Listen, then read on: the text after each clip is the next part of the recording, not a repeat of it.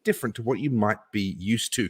Often online interviews are very fast paced, or television interviews, they've got TV commercials and breaks and everything else. Other shows that you'll see internet people trying to be as though they're TV presenters. I'm none of those things. This format, the Slow Chat, was born out of me. I used to sit down and have cigars, or I still do sit down and have cigars from time to time, particularly when I needed to clear my head, when I felt like the world was getting on top of me. That was how I coped. And then I began to simply have those cigars on a live, and I would talk and people would ask me questions and make comments, as they are right now. We've got Mary in Adelaide. We've got Michael saying happy Thursday. We've got Simon. Good to see you, Simon.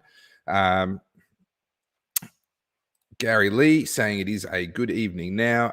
Hello from Cairns. So we've got people from all over. We've got Bridget heading to Canberra tomorrow. Excellent. Good work, mate.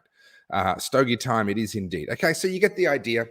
People got used to having a cigar with me, or they wouldn't have a cigar necessarily, but I would have a cigar and talk through stuff, and we would chat to each other, and they would watch from all over the place. And then I realized, you know what? Why am I sitting here talking as though I've got answers? Because I don't. I mean, I've got answers to a few things, but not many. Why don't I bring on other people?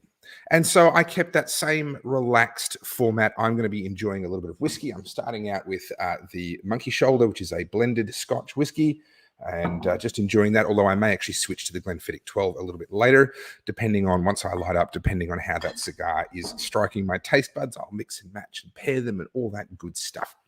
We've got 150 people watching. Thank you so much to each and every one of you. I look forward to your questions, your comments. Susan, hi from Camp Epic in Canberra. Well done, Susan, on being there. Thank you so much for putting aside the time and going to the effort to get there. Hello from Outback, South Australia. G'day from Scotland. We've got Central Coast. We've got Northern New South Wales. More from Adelaide. Someone from Norway. As you can see, people all over the world. And I tell you what, you are in for a treat tonight. Because tonight I have none other than former Judge Stuart Lindsay, and I have so many questions. He's going to be sick of me by the time we're done. We're done here tonight. I have so many questions, but also this is a man who is deeply knowledgeable and very well versed in what's going on in many areas, not just the legal sphere, but in many areas as well. So I've no doubt that our conversation tonight is going to range very widely. So I hope that you've secured the good spot on the couch. I hope that you've got yourself something to drink, something to snack on, and if you're that way inclined, something to join me with. But you know what? Without further ado, let me introduce to you none other than Stuart Lindsay. Stuart, thank you so much. It's a delight to be with you. Well, look, we have literally never spoken until about 30 seconds before we went on air, when you were able to join up, and we said about two things to each other, and then the intro had to start. So I just want to say, firstly, you are a man of great faith and courage, putting yourself into my hands and letting me interview you without necessarily knowing what you've got yourself into. I do hope you've got a drink. Have you got something to nibble? You've got a drink. Excellent. Well, that's one thing started. That's good. What are you drinking? Look, I'm here with my friend, Dr. Graham Lyons, and he's opened a bottle of University of Adelaide Claret, where he used to teach. So I was a bit skeptical about it when he brought it out, but it's actually very nice. I'd rather be with you there, Topher, with the Glenfiddich 12, but look, never mind. We have to put up with what we've got.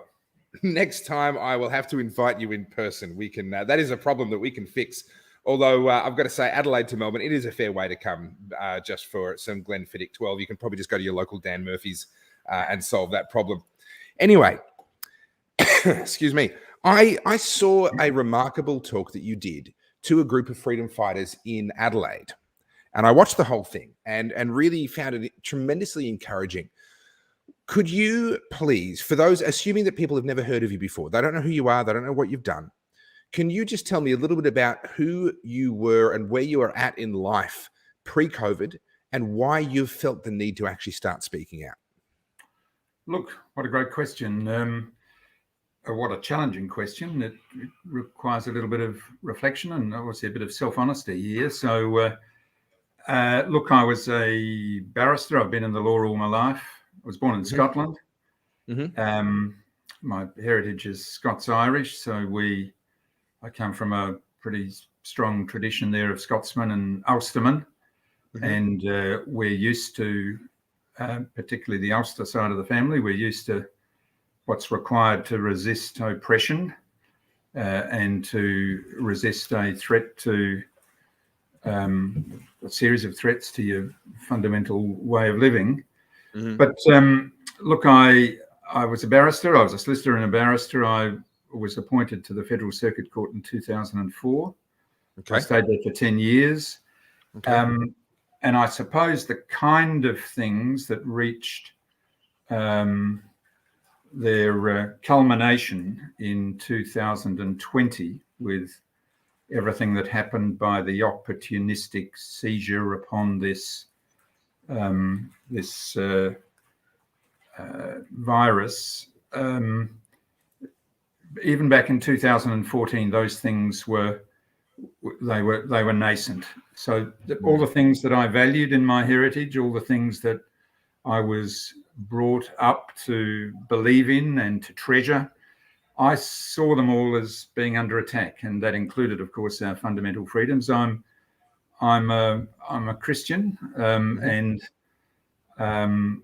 so I see our Christian heritage as the heart of all of the things that we treasure in our civilization, as the progenitor of them.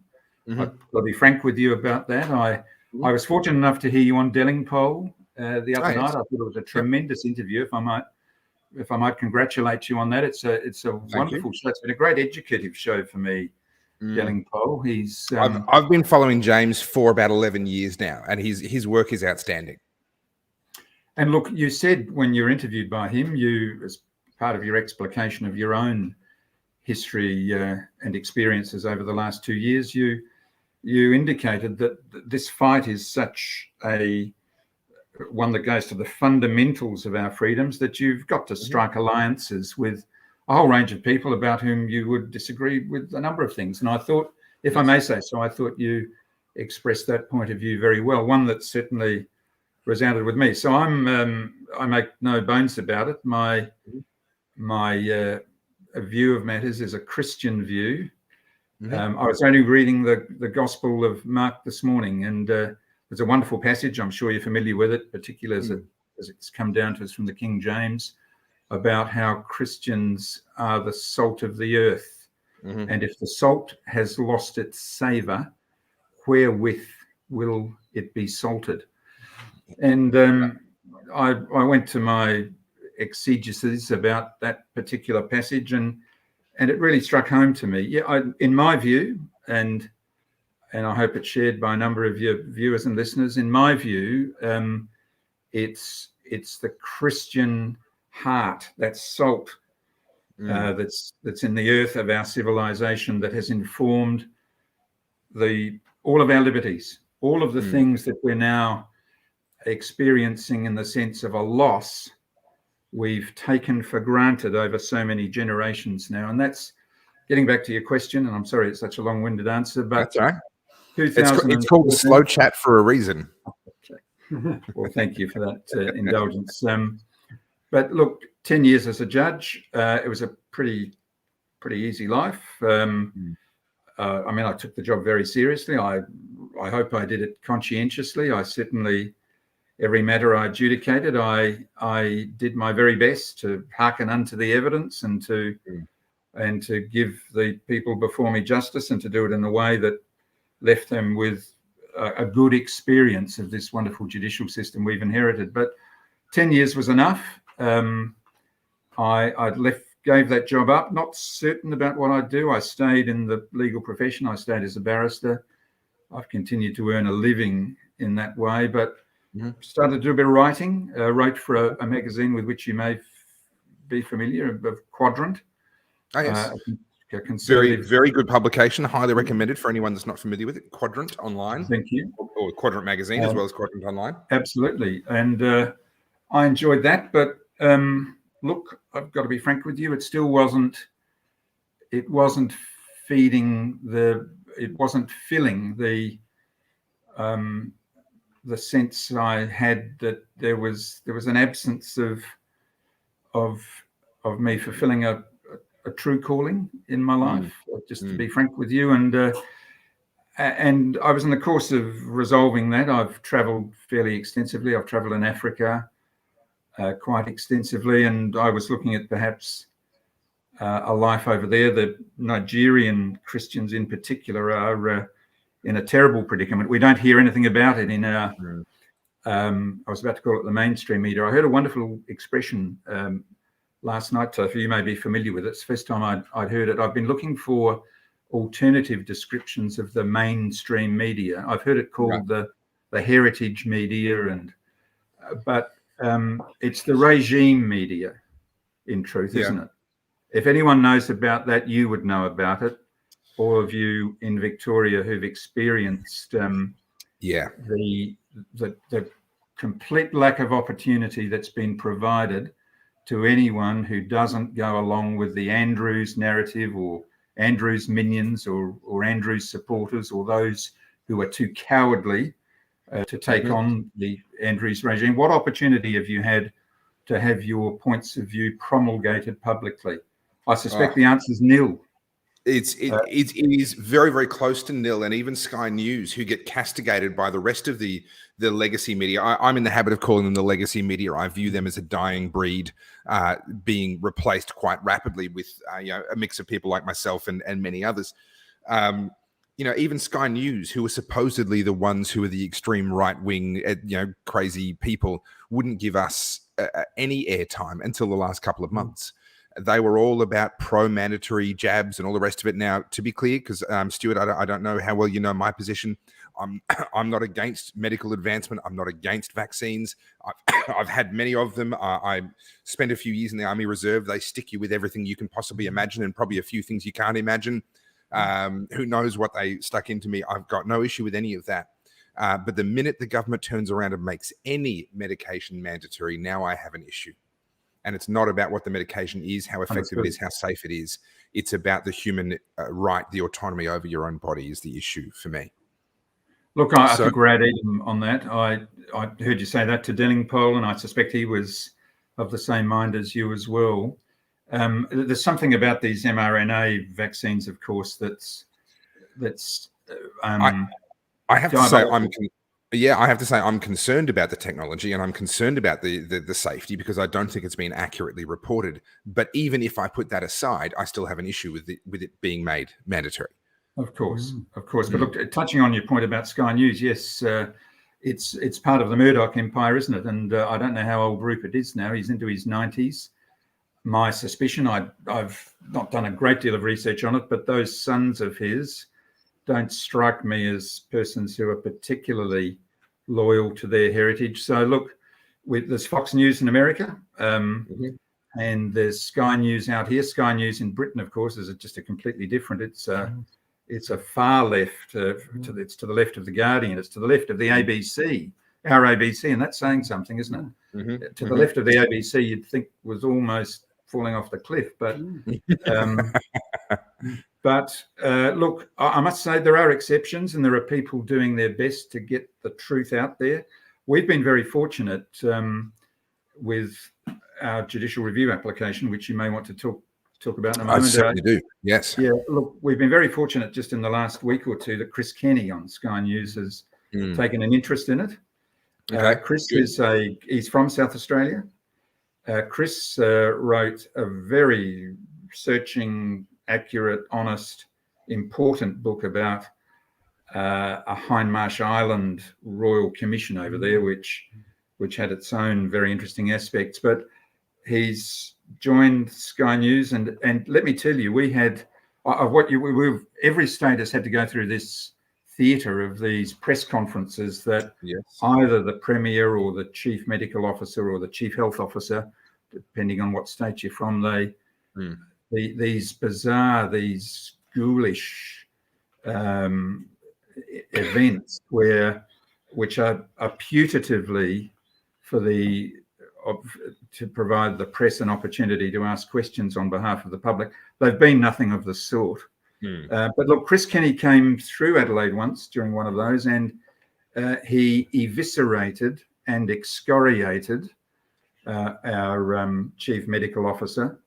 She wasn't used to having a real question from a real journalist, and plainly couldn't cope with any scrutiny. And look, So Chris has been very good. He gave us a very good, a very fair and a very thorough and accurate airing in the Australian a couple of weeks ago, and that was very good.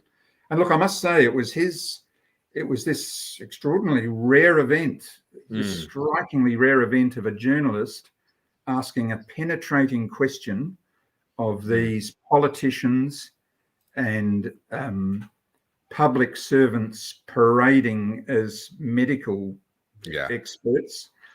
He asked some questions and she was completely unable to answer them coherently or with any kind of confidence or in any accurate way. And that look, in some ways, that was something that sowed the seed of our judicial review. I thought, wouldn't it be interesting to get her in the witness box? Wouldn't it be a wonderful thing for the people of South Australia who've been subject to her irrational diktats that have locked them in their homes? And I gather her reputation has travelled outside of South Australia. Some of the perverse directions that she's given or reasons she's had for locking South Australians in their homes. I can tell you about them if you're interested. No doubt some of your viewers and listeners are already familiar with them. But I thought, well, look, if that's what a good journalist can achieve by asking for the first time, and this is about 12 months in, to this escapade. If that's what can be achieved, what might be achieved in a court of law? A worthy question. Now, before we actually get to the judicial review itself, I think it would be valuable for me, and I'm sure for many people watching, to give us a bit of context around the legal system itself. And I want to go pretty basic here, and this is a genuine question on my part. I'm not talking down to my audience, but we have, obviously, there are state courts, there are federal courts, and there are different levels of those courts.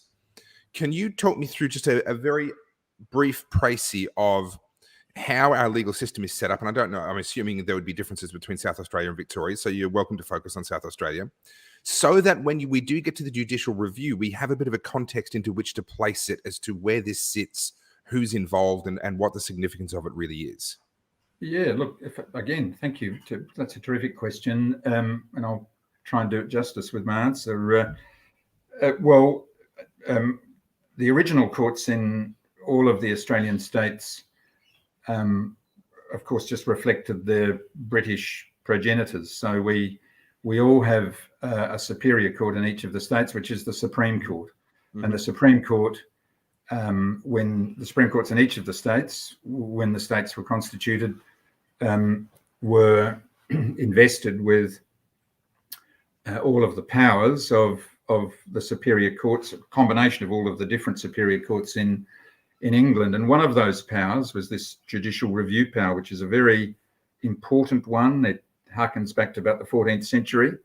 So each of the states, each of the Supreme Courts in each of the states has this power of judicial review, this power that inheres in the courts in our system of separation of powers to check, to scrutinise and to check the exercise of executive power on those occasions when it is perversely exercised, as has been the case in the last 2 years in most of the Australian states, or when someone's acting in excessive power, or indeed is not exercising a power that they do have. So, but then, of course, in 1901, the Commonwealth of Australia was formed, and we had our own constitution.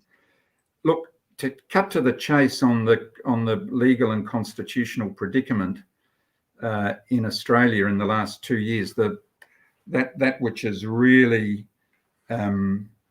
had us by the throat, the issues about our constitutional predicament that have been most salient, it's this, that the Commonwealth, if the Commonwealth has the power to make a law about something, and it makes a law about something, according to the Constitution, that law will prevail to the extent that a state law is inconsistent. If the state law is capable of operating in parallel with the Commonwealth law, no issue arises. But to the extent that there is an inconsistency, the Commonwealth law prevails, and there's settled jurisprudence about all of that. Mm-hmm. So we come to 2020. We find that in 2015, the Commonwealth of Australia, I think it was Tony Abbott's government, they passed an act called the Biosecurity Act. Now, Topher, there was a lot of nonsense talked about this act, if I may say so, with due respect to all of the warriors against this COVID tyranny in the last 2 years. But there was a lot of nonsense talked online about the Biosecurity Act. But the fact remains that the Commonwealth has all the power that's required to manage a pandemic. The Act is very carefully drawn, and it was subject to considerable parliamentary scrutiny before it was passed in 2015, and it enables the Commonwealth Health Minister to declare a biosecurity emergency period. He did that. Mm-hmm. And then it gives him the power to make, all kinds of directions. Essentially, he's only made 3. He's made the one that keeps all Australian citizens and permanent residents in the country. Mm-hmm. And the other significant one he's made was where he stopped cruise ships coming into the port. So anything that flavoured of our ability to enter or exit the country, they made orders about that, but they stopped there. And they stopped there manifestly because if they'd exercised the powers, which, because they didn't exercise them, the vacuum's been filled by all of these ghastly premiers and chief medical officers. Yeah, the gap's been filled by then, but the Commonwealth could have covered the field with their own response to this putative pandemic. They didn't, and they didn't deliberately. That was the key plank in Morrison's platform, because if the Commonwealth had exercised these powers under the Biosecurity Act and dealt with all of the measures that they considered to be proportionate and reasonable to respond to the level of threat constituted by this disease, they could have done it.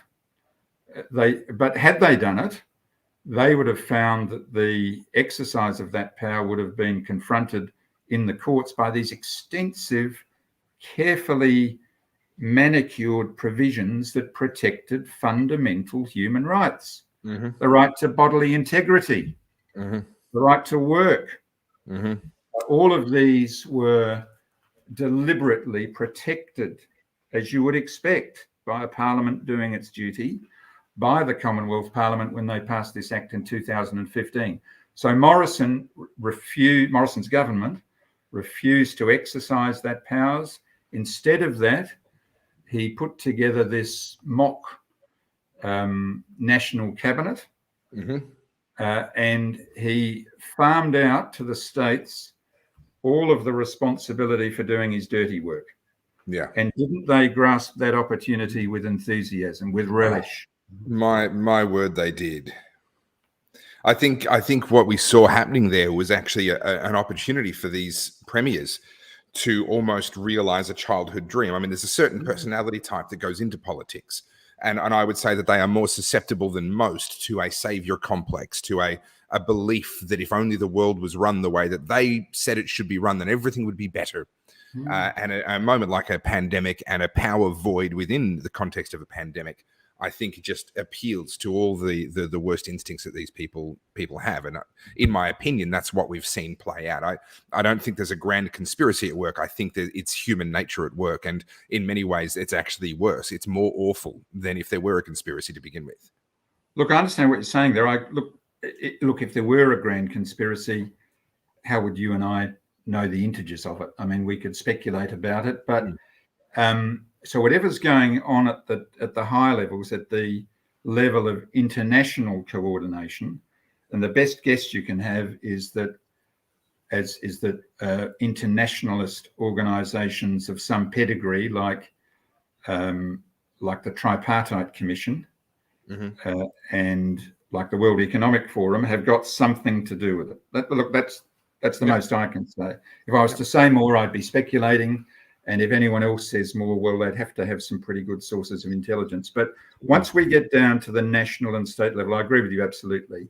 We're dealing with I was going to say the ordinariness, but the inadequacy of the caliber, the low caliber politicians, the low caliber public servants who, when this opportunity was presented to boss around their fellow citizens under the pretext of a biomedical emergency, they grabbed it, and they haven't let it go. Even now, as the narrative crumbles, and I say the narrative, I mean that to the extent that it's a media-driven matter, but almost universally, I'm sure you're as much a student of the international journals and the papers in relation to these matters as I am, even as there's almost universal agreement amongst the persons with the expertise in the area internationally, and there's been a substantial consensus anyway, but it's almost universal now that the vaccines that have been mandated to such large swathes of the population are completely ineffective. And only last weekend, we had a very significant study from Northeastern America, which indicated that it wasn't simply that doses 1 and 2 were completely ineffective at preventing the transmission of the Omicron variant of the virus, but the boosters were even less effective. But they cling on to the narrative, the Kerry Chants of this world. What will it take, I wonder, Topher? It's what will it take to loosen their grip on the power that they have seized with such enthusiasm? It'll take a politician of a different order of magnitude of quality and caliber than the ones that have presented themselves to do that. And that's what concerns me. Who's got the bottle in New South Wales, for example, to stand up to this woman? This woman who's persisted in issuing the most irrational and oppressive edicts, obviously with almost universal media support. But where have the politicians been? Perrottet, Perrottet's his name, isn't it? Perrottet. Yeah. Dominic Perrottet. Yep. No doubt he entered the field, and he when he assumed control of the premiership, he thought, "Look, I'll have a look at this." He seemed to be a person of goodwill. He seemed to have some rational faculties. He had a religious. I held some hope when he took over the job. I held some hope. But how long did that hope last, Topher? Not terribly. Not terribly, yes. And so he's back to parroting. What happens? I remember Delingpole saying once when he was, of course, Delingpole has the advantage of he's been to school with most of these Tories who've been running the show over there. People like Boris Johnson. He's either been to secondary school or to Oxford, Oxford with these people. But he often talks about that.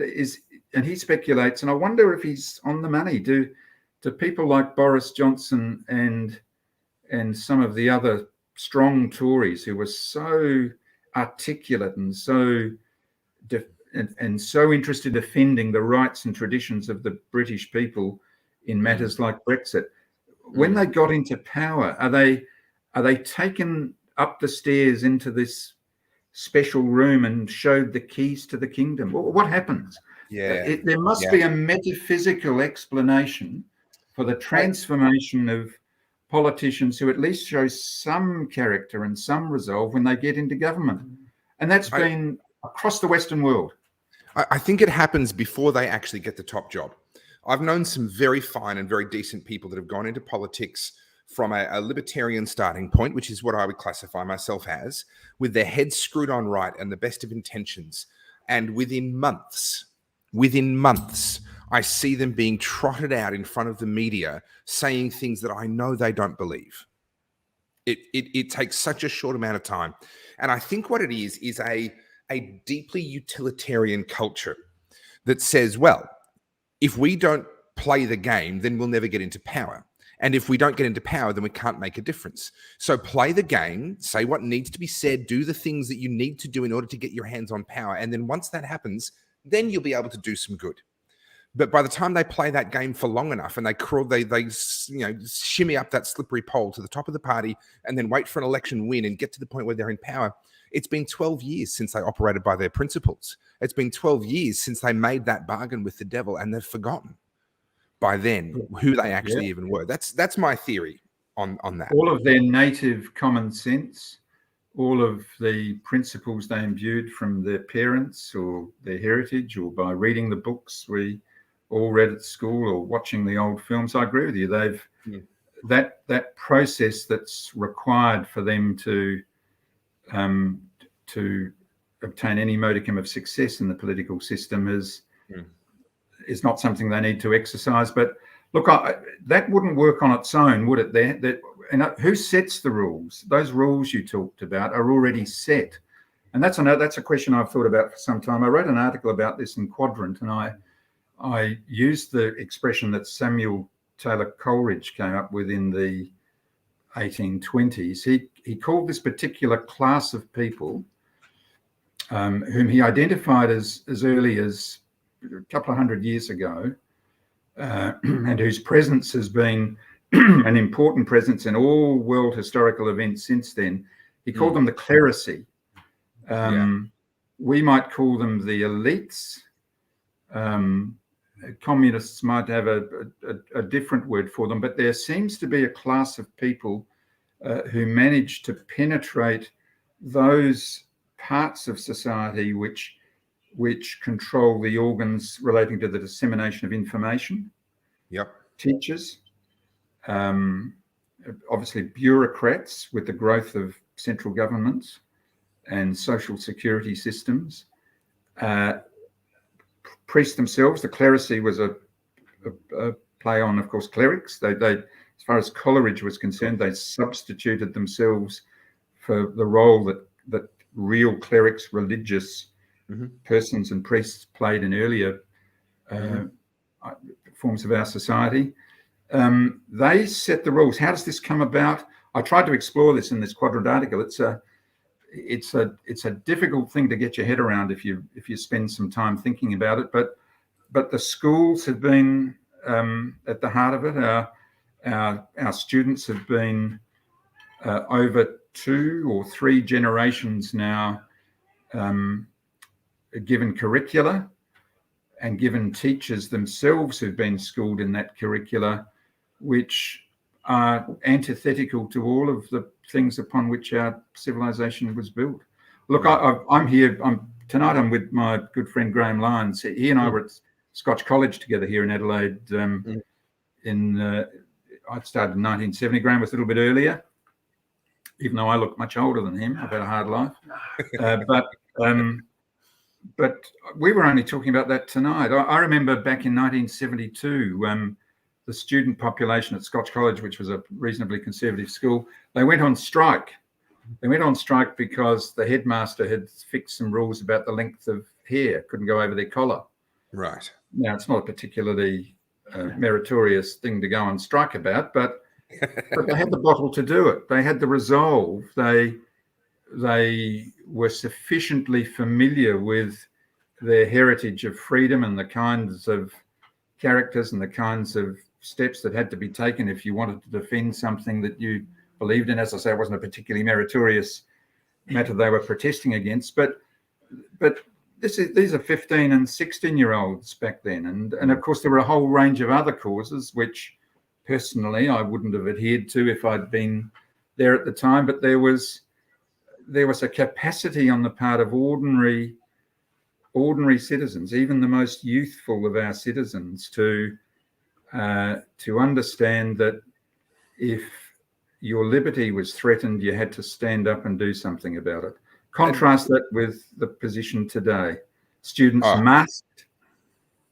in South Australia, the police commissioner, who has the powers under the Emergency Services Act to issue the directions, he never issued directions about students masking. This was something that SA Health took upon themselves to direct every principal in the state to tell their secondary students to do, and they all did it. The legal profession mounted some sort of counterinsurgency there. They, particularly those with students at their schools, they said, "Look, that's not the case. You've got the SA Health has got no power to do this. The teachers did it, including religious schools in this. The teachers did it, and the students complied." What's happened to us? This is as good an issue as anything to frame this issue in. What's happened to our young people to so denude them of the capacity to rebel? Doesn't that give us a clue as to why we've experienced this dystopia in the last 2 years, Topher? Absolutely. And I think what's heartbreaking is what's happened is a mirror has been held up in front of us, showing us and in the process the rest of the world that we are not the people that we thought we were. That image that we have globally of being the Crocodile Dundees and the crocodile hunter type people, that happy-go-lucky, live and let live, independent, rugged, brave, none of that's true. That's a fantasy that was propagated in a couple of movies and by a couple of individuals. It has been true of certain individuals, but it is certainly not true of us as a whole, as a body politic today. Definitely not. Can I just say, though, if there was ever a worthy cause in the 1970s and 80s for young people to go on strike over, it would be in defense of the mullet. I mean, they'd be willing to go to war over that. Now, before I dive into the particulars of the judicial review, there's one other piece of the puzzle that I need to get into my head so I can really understand what we're talking about. And that is, what are the possible outcomes from a judicial review? What can they actually do? Can they lay charges? Can they overturn legislation? Or is it just a set of recommendations? And for context, we had the ombudsman here in Victoria absolutely excoriate the Victorian government for human rights abuses, called them out over human rights abuses in relation to the shutting down of some commission flats. Absolutely nothing came of that. She could say everything that she wanted in the most clear and uncertain terms. Absolutely nothing came of that. Is a judicial review different?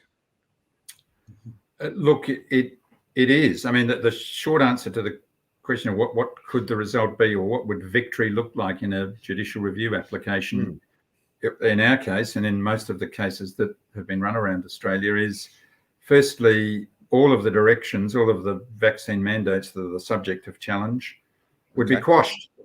Would be the end of them. The court would bring them to an end.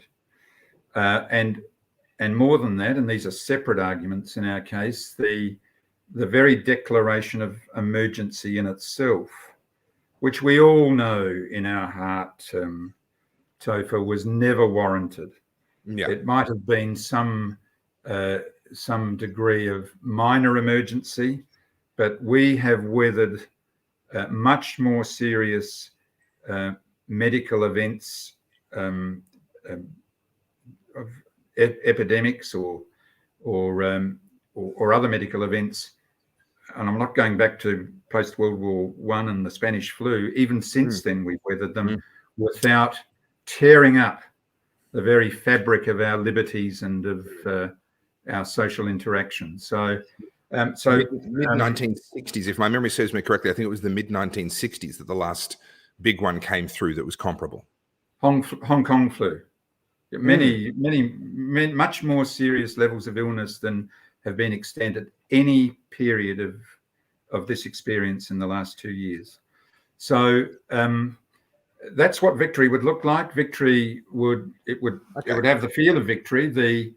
In our case, the directions that have focused upon particular areas of employment in our healthcare, the police, firemen most recently, childcare workers, teachers, they would be quashed, and then the state governments would be left with the legal mess that would be required to clear that up. But that wouldn't be the concern of the court. If what we contend is correct, that the mandates have been issued by the police commissioner way in excess of the authority that he had to do it. And moreover, alternatively, if we're right that the way in which he's exercised his powers under that act have never been authorised by the act, or, and this is the part of our judicial review that engages all of the other Australian jurisdictions, if we succeed on arguments that are quite ambitious in the context of judicial review, these are the ones that say, look, we haven't got some technical point here.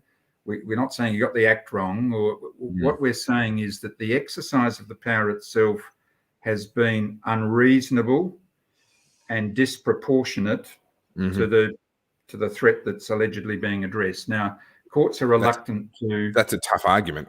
It's tough. They're reluctant to step into the shoes of the decision maker unless you can demonstrate that, first of all, the person making the decision had no or grossly inadequate information on which to even consider what kind of response was necessary, and that's at the heart of this case in South Australia, or that the decisions he made and the way in which they were implemented were irrational, or that the whole process was riven with bad faith, that it wasn't a bona fide response to what was said to be an emergency, but that other imperatives were afoot. And you see, in South Australia, we had the remarkable situation that in December of 2019, our ICAC commissioner, you've got an ICAC in Victoria, haven't you? Independent. For what it's worth, yes. In fact, I reckon you invented it in Australia in modern times. Quite possibly. We had an ICAC commissioner, a fellow called Bruce Lander, a very distinguished Supreme Court judge, then a federal court judge, served with great distinction as our ICAC commissioner. And in 2019, he took this extraordinary step. And see, I thank you for this opportunity. Your South Australian listeners might be hearing this for the first time, because this what purports to be a newspaper in Adelaide, the Adelaide Advertiser, and the television stations, they wouldn't be aware of this issue, never mind be able to tell their listeners anything and readers anything sensible about it. But our ICAC commissioner, so December 19, a couple of months before all of this was born in China, and maybe 3 months before this coordinated international response, of which the Australian and New Zealand governments were the great exemplars and still are all over the Western world.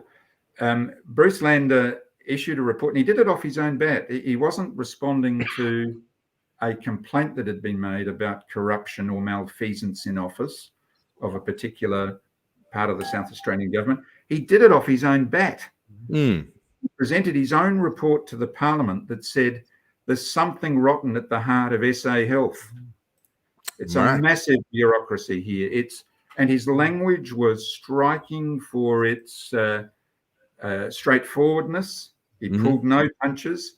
He said, give me the resources, because I need to investigate this organisation, because every time we get a complaint, whether it's about tendering for contracts, and they run into the billions of dollars in these health commissions, whether it's about tendering for contracts and the integrity of that process, whether it's about bullying in the workplace, whether it's about appropriate standards of research and administration. Every time my people have to investigate it, we run up against a brick wall. There's no records being kept. This organisation, I'm paraphrasing him, I'm not suggesting what I'm about to say his words, but this organisation's processes are impenetrable. So he presented his report to Parliament. It was the newly elected Marshall government just before Christmas. Marshall's the head of his office himself undertook to provide Parliament with a report.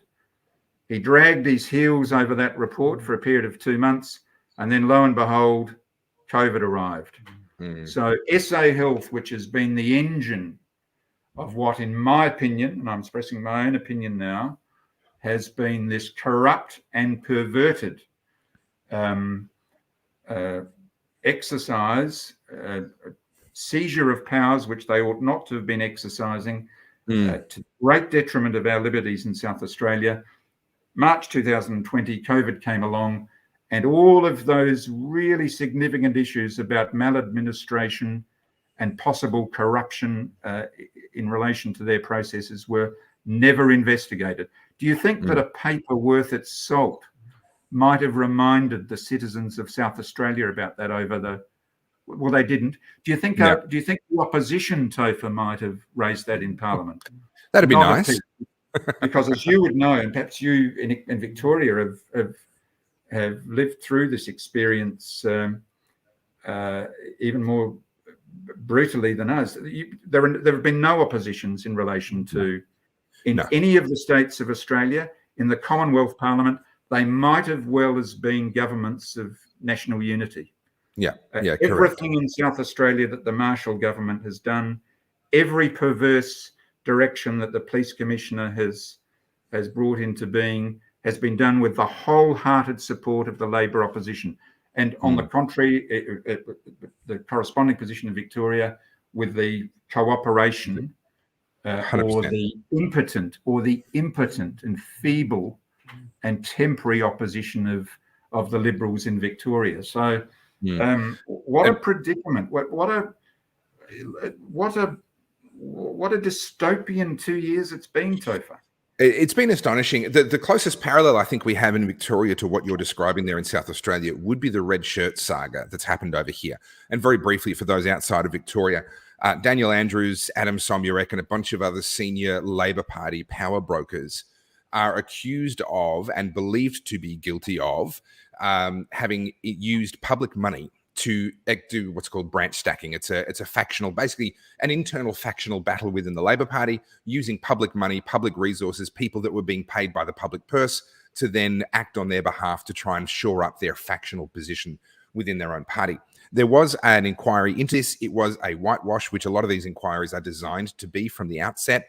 They announce an inquiry, they have an inquiry for the purpose of sweeping it all under the rug, and they successfully did that. What's just happened, and the vote, if my memory serves me correctly, was only yesterday. Adam Somyurek was thrown under the bus by the Labor Party for his involvement. Now, he is still sitting in Parliament. He is still an MP, but he's no longer a member of the Labor Party. And he has come crawling out of the shadows since about November of last year. And he is looking for revenge. And it is hilarious and delightful and wonderful to watch it all playing out. And just yesterday, they voted to refer to the Ombudsman a much broader terms of reference. And now with actual Labor Party MPs cooperating and giving evidence where they did not cooperate previously with the previous inquiry at all. And now we know that at least 2 members of the Labor Party or former members of the Labor Party will be cooperating and will be providing evidence to that. So it is very much a popcorn moment, as Melissa has said here. It's very much a popcorn moment. And in my opinion, no independent observer could look at the Victorian government, and especially the government under Daniel Andrews, and conclude that everything is above board. It is impossible to make that conclusion, in my opinion. And I look forward very much to what the outcome of that may be. However, other people are saying these things are always a whitewash, and I don't know. We'll see. Time will tell. Can I ask you, Topher? I'm not familiar with the press situation in Victoria. Those of us in South Australia, the only information source we could rely upon, obviously none of the television channels, nothing associated with the ABC. The Australian, from time to time, though it's on occasion, its coverage of the matter was ad hoc and curious. The only information source we had was brave Avi Yemeni. Look, broadly speaking, in terms of a member of an actual media organization, he would be one of the top ones. I will, however, say Peter Credlin did some very good work. She really turned the heat onto Daniel Andrews in a number of press conferences, asking very pointed questions. Yes. And also, there is another journalist who I don't care for her work overall. Her name will come to me. She actually featured in the documentary Battleground Melbourne, because she did actually come out with some very, very tough questions. And she can be very tenacious when she wants to be. If I think about, or if you're watching and you know who I'm referring to, is that? No. her name will come to me, or someone will be prompted. It was in the documentary Battleground Melbourne, and so there have been one or two individuals. However, they've been Lee Sales. Thank you, James. Lee Sales did some excellent work along the way.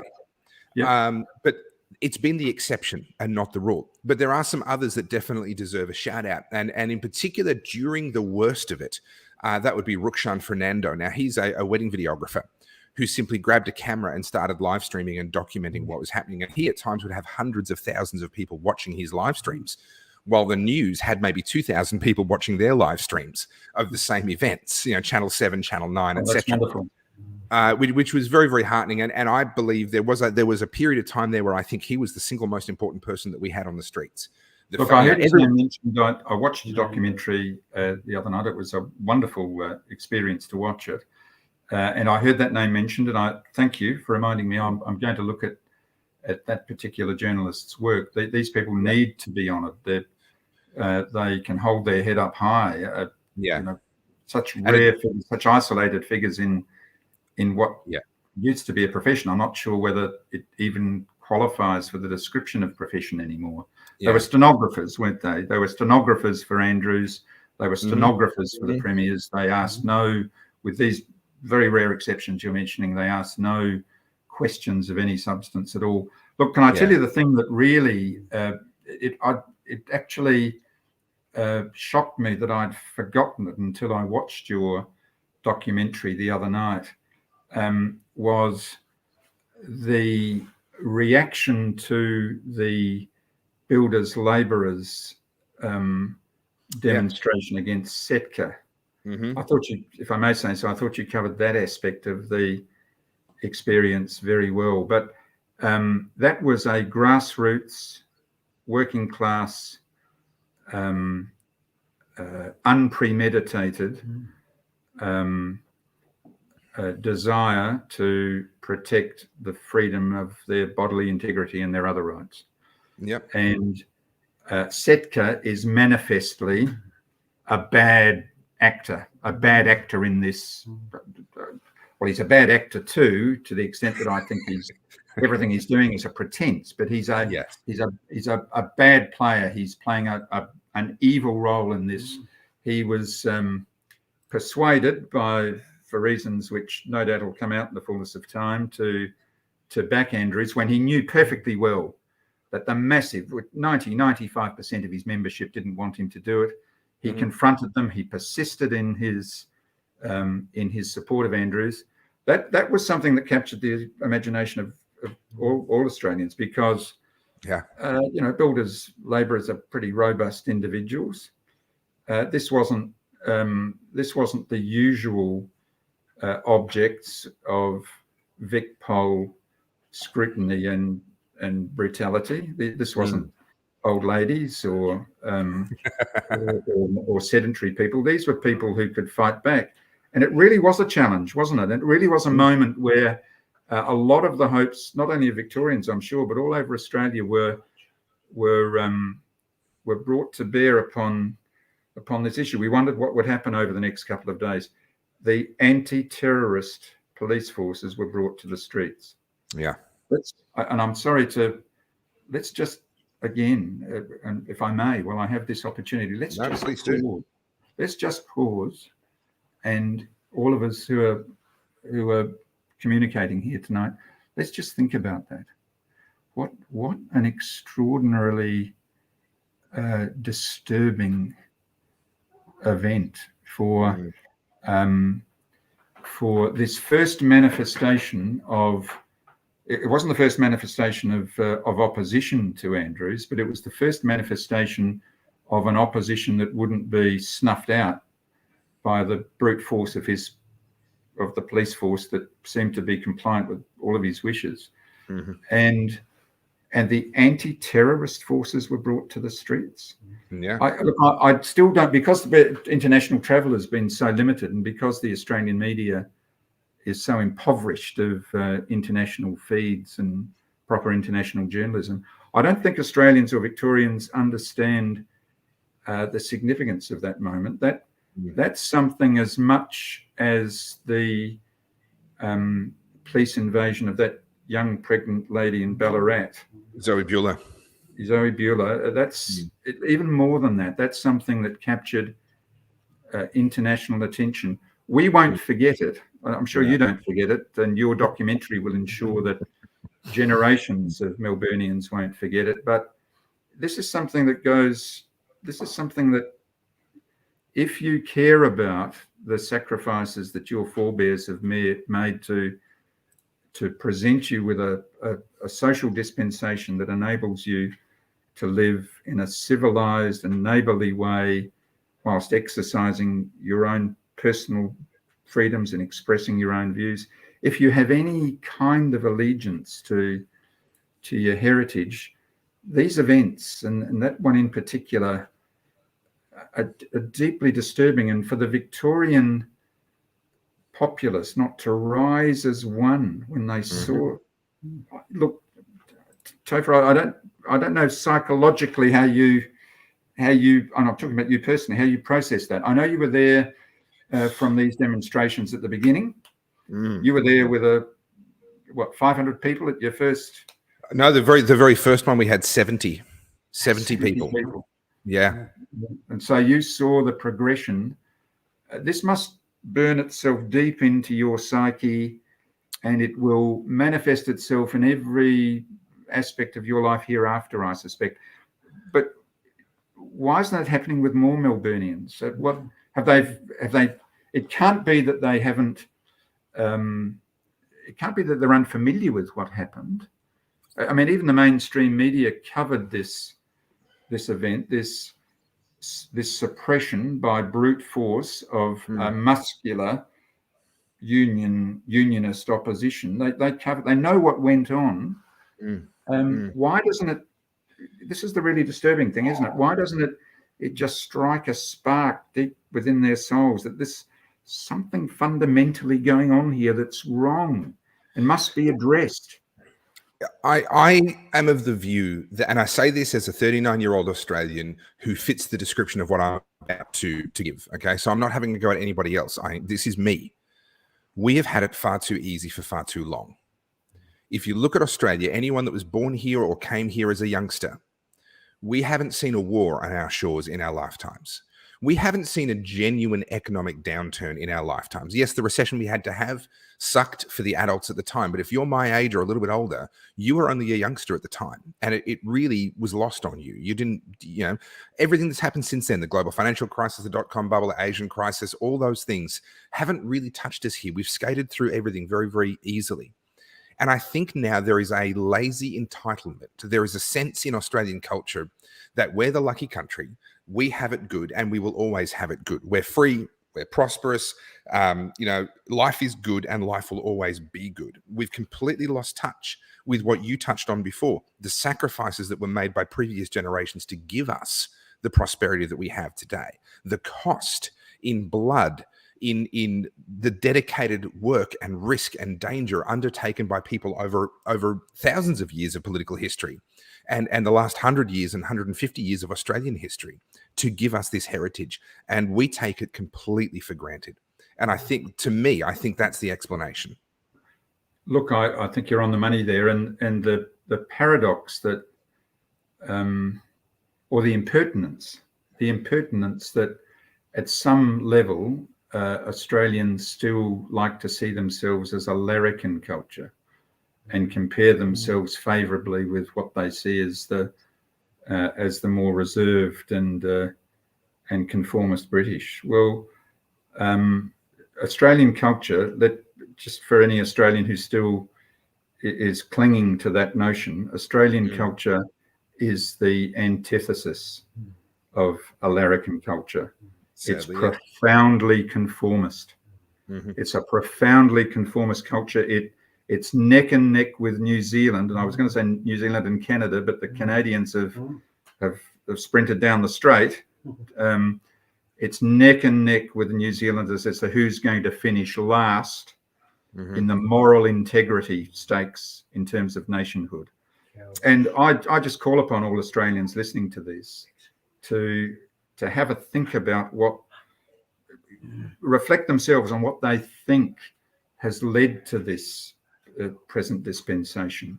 It's been an illness that's been expressing itself in all different kinds of symptoms over the years.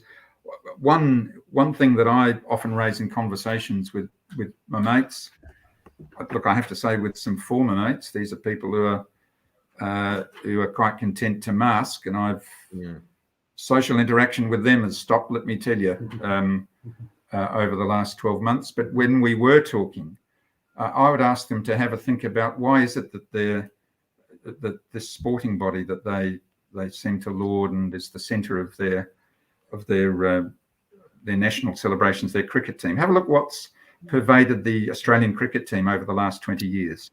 Yeah. Have a look at the behaviour. Have a look at the cheating. Have a look at the sledging. Have a look at the just in the recent change of captains. One captain goes out for encouraging ball tampering. Another captain comes in and is kicked out for sending pictures of his penis to some woman to whom he's not married.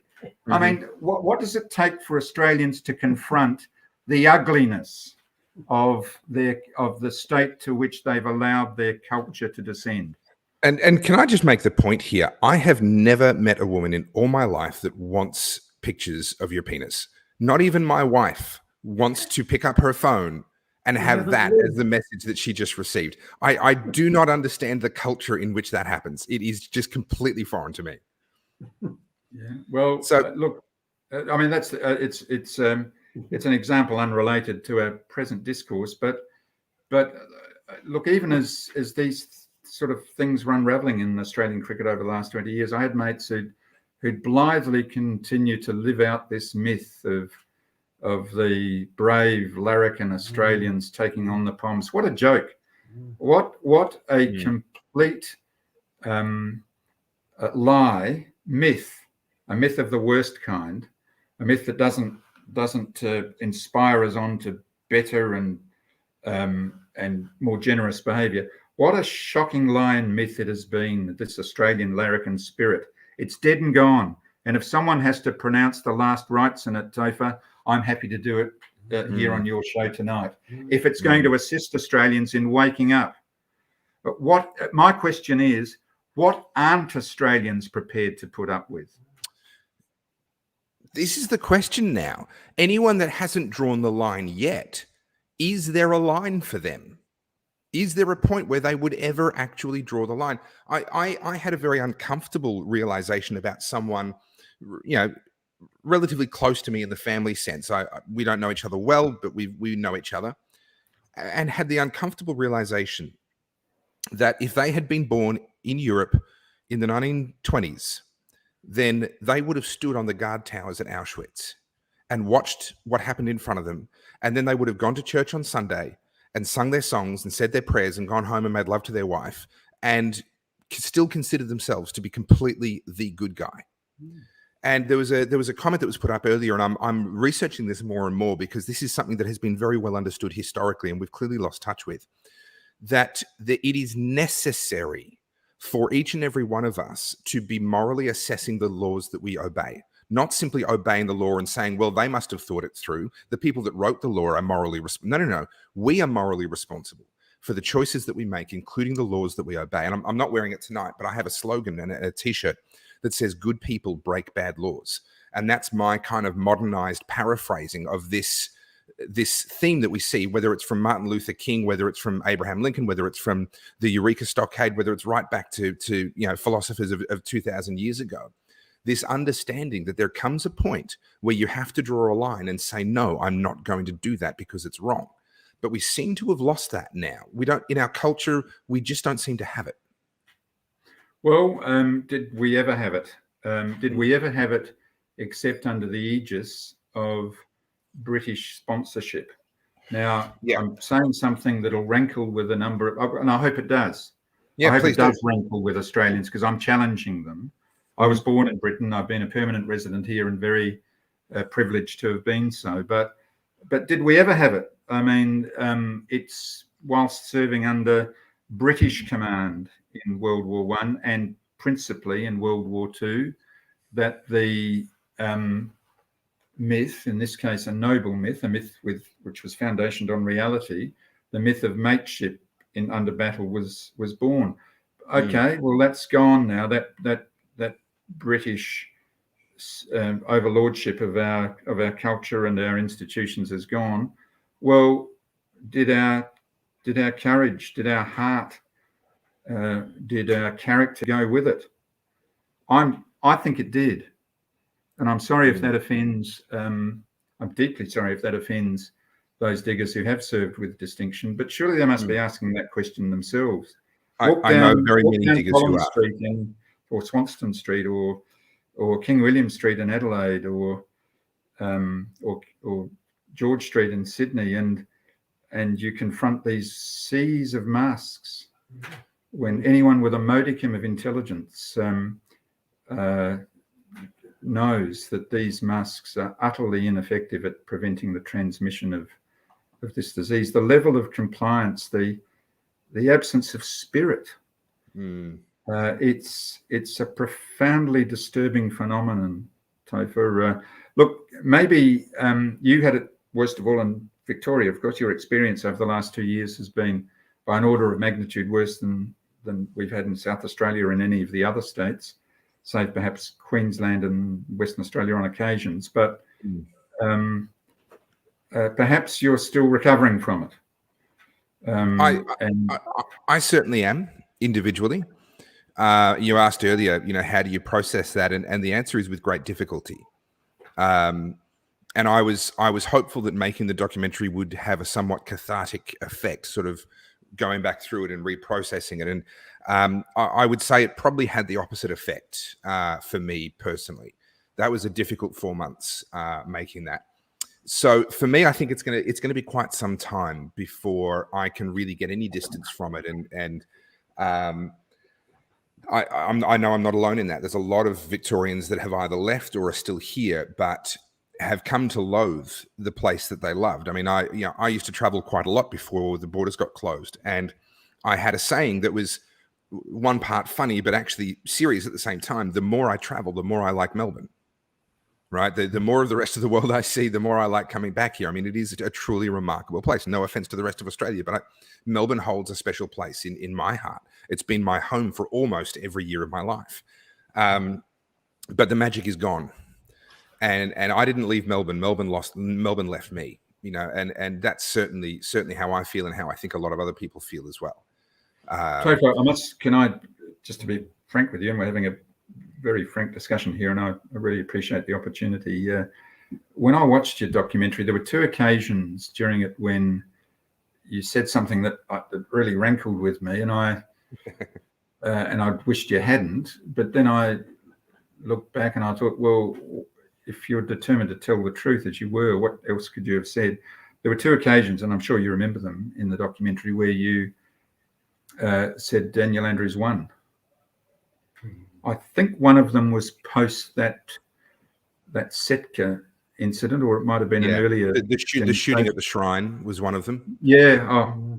And the other, of course, was the parliamentary, the passage of that act, which I hope your listeners and viewers understand that that's going to put paid to what was potentially a pretty useful judicial review that was going on in the Melbourne Supreme Court. 101 plaintiffs. It had got bogged down in some procedural matters relating to how expert reports were going to be procured, and it was set for trial, I think, in April. I can't see how that can go ahead now with the change in the legislation, right? And that's a pity. But going back to the point I was making about your documentary, those words must have stuck in your throat, mustn't they? But they had to be said. He did win. Let me let you sort of behind the curtain a little bit to some of the thought process and some of what went on. And one of the challenges of the documentary was that I was making it without knowing what the ending was. All of the interviews that I filmed were filmed before we knew the outcome of the legislation. In fact, before Adam Somyurek had really thrown a spanner in the works, none of that had even begun to happen. In fact, we were only just discovering as we were filming that the police had actually stopped cracking down on the protests and were allowing people to protest now. That was how early it was when I was filming. And so we filmed 4 different alternate endings, depending on what was actually going to happen as we were in post-production whilst I was in the editing suite. It would end in a number of different ways. And the only thing that I knew already before I knew how it was going to end, I already knew what the story was about.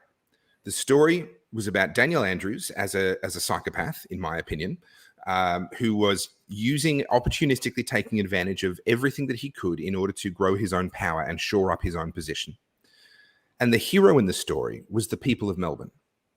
There was no individual hero. I mean, there are some remarkable people in there, Rukshan Fernando, David Limbrick, and so many others. Remarkable people, but actually they're not the heroes. I'm not the hero. The hero was actually the people of Melbourne. And what I was doing with those moments, so there's 3 moments, I believe, where I go through this process of saying, Melbourne is a beautiful city full of amazing people, and they stepped up. And so each of those was kind of, there were 3 different beats, one right at the very end, one after the shooting at the shrine, and one earlier. I don't recall exactly when. And what I wanted to do was to bring out the struggle between Daniel Andrews and what he was doing and what he was using the police to do versus the people of Melbourne. And each time he won, he had this moment where he'd won, and then the people of Melbourne would pivot and would prove him wrong. So that was the thinking behind that. Was not that he'd won, end of story. Yes, he won, and then the people of Melbourne stepped up and pivoted, and without anyone coordinating it or organizing it or what have you, they off their own bat went ahead and actually changed the game yet again, and the fight continued. And that became my way of allowing the documentary to finish on a real downer, which is he got his legislation, right? Once that happened, now how am I going to finish the documentary? I mean, the last thing I want is to finish the documentary and have people slashing their wrists. This isn't about hopelessness. But at the same time, how do you find a reason for hope in a moment like that? And the answer to that for me was by bringing out throughout the documentary that the people of Melbourne were not defeated, even when Daniel Andrews thought he'd won. They stood back up and they kept on fighting, and that's what happened at the end as well. Look, I saw that, and I suppose the way you constructed the ending, it was very much 2 cheers for the people of Melbourne rather than 3 cheers. There was a somber note to it. I mean, this is all post Andrews getting his legislation through. Yeah. And it's in a period when because of this accident, maybe not accident, maybe the virus working itself out so that, consistent with human experience of all other viruses of this kind, the strain that predominates in the end is the one that is the most infectious, but the least deadly. So this is what's happening. So look, I agree. There's so many heroes, of course, in Melbourne, I'm sure. Speaking of that, I'm very sorry I didn't get to see someone who appeared to be a New Zealand Maori gentleman who took on a number of police officers in that corridor that I can't remember the name of the street. I assume it's some expressway into Melbourne where the pepper spray was coming in over the top. I was sorry I didn't see that, and I was wondering why you didn't include that. And I only say that because I remember I'm an avid listener to Delingpole, and his mate Toby Young has another podcast called London Calling.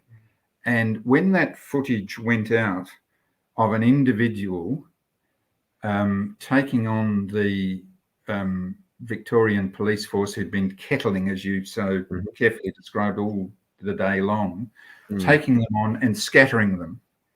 And one individual scattered half a dozen of them. And this is round about the time that the police not only targeted that old lady, pushing her over. Same event. It was the same event. Yeah, putting pepper spray in her face and then promulgating a lie that it was a young man dressed as an old lady. What sort of caliber of, anyway, that's another issue, the caliber of some of these persons who occupy positions of authority in the Victorian Police Force. But that one incident of, and look, these are tapping upon our primitive instincts, aren't they? It was one individual when the rest of the state seems to be so impotent at resisting this tyranny. And look, it's not just that they're not resisting, but the tyranny is led by such a manifestly inadequate, reprehensible, ordinary individual like Dan Andrews. He's an unlettered individual.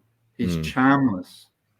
He has there's no apparent explanation for why he's suddenly been able to assume power in this position. He's not even intimidating, frankly. No. Nothing he says is remotely intimidating. It's that he utters his edicts in front of a supine press. And that gives the impression that somehow he's speaking with authority. I'd love to confront Mr. Andrews. I'd love to have confronted him in a court. I'd love to have had the opportunity to cross-examine him and to expose what lies beneath that that veneer of that very inadequate veneer of complete insincerity, complete inauthenticity with which he expresses his ostensible opinions. So, look, that aggravates it. And look, getting back to the point I was making, here I am, a retired judicial officer in my 60s. When I saw that footage of that fellow taking those fellows on, I cheered and cheered and cheered. Wow. Yeah. So did Longpole. So did Toby Young. So did millions of people all over the world. And that might be a clue. Here I am. I have great faith in the judicial system. It's one of the institutions that, in fact, it's the only institution, frankly, that I can think of. The church has gone. The schools have gone. Parliament's gone. The press, such as it ever was, has gone. The courts, I've no reason not to tell you the truth about it and to tell your viewers the truth about it. The courts, to me, in all of the Australian estates, with the possible exception of Victoria, are all functioning as they ought, with integrity and dispensing justice. But if, speaking hypothetically, if our action is unsuccessful, look, if it's unsuccessful for a reason that's explicable, that's one thing. If it's unsuccessful because the matter hasn't been dealt with on its merits, and I don't expect that to happen, but if it is, there goes the last institution. So this is a judicial officer talking to you here, a person of pretty conservative disposition, let me tell you, Topher, you've probably gathered that. But if that happens, what alternative do we have next time this comes around? And it'll be coming around, there'll be another manifestation of this biomedical authoritarianism very, very shortly after this one has subsided. If it subsides, what alternative do we have to rebellion?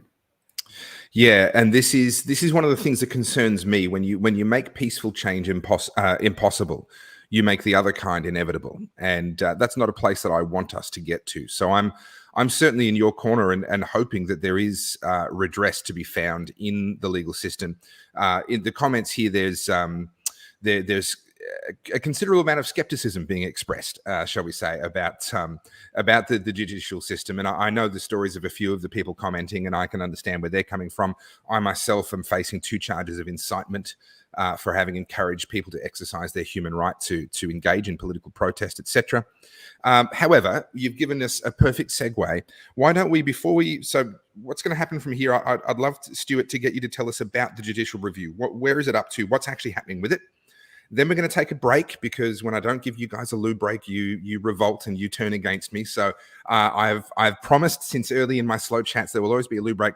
And then I don't know if Dr. Graham would be willing or not, but might he be willing to join us? And look, I'm sure he would be. He's sitting next to me here. He's been filling my wine glass. Wonderful. We all need those people in our lives. I'm sure Graham would be very happy to join us. But I would like the opportunity, when convenient, Topher, just to say something about the review.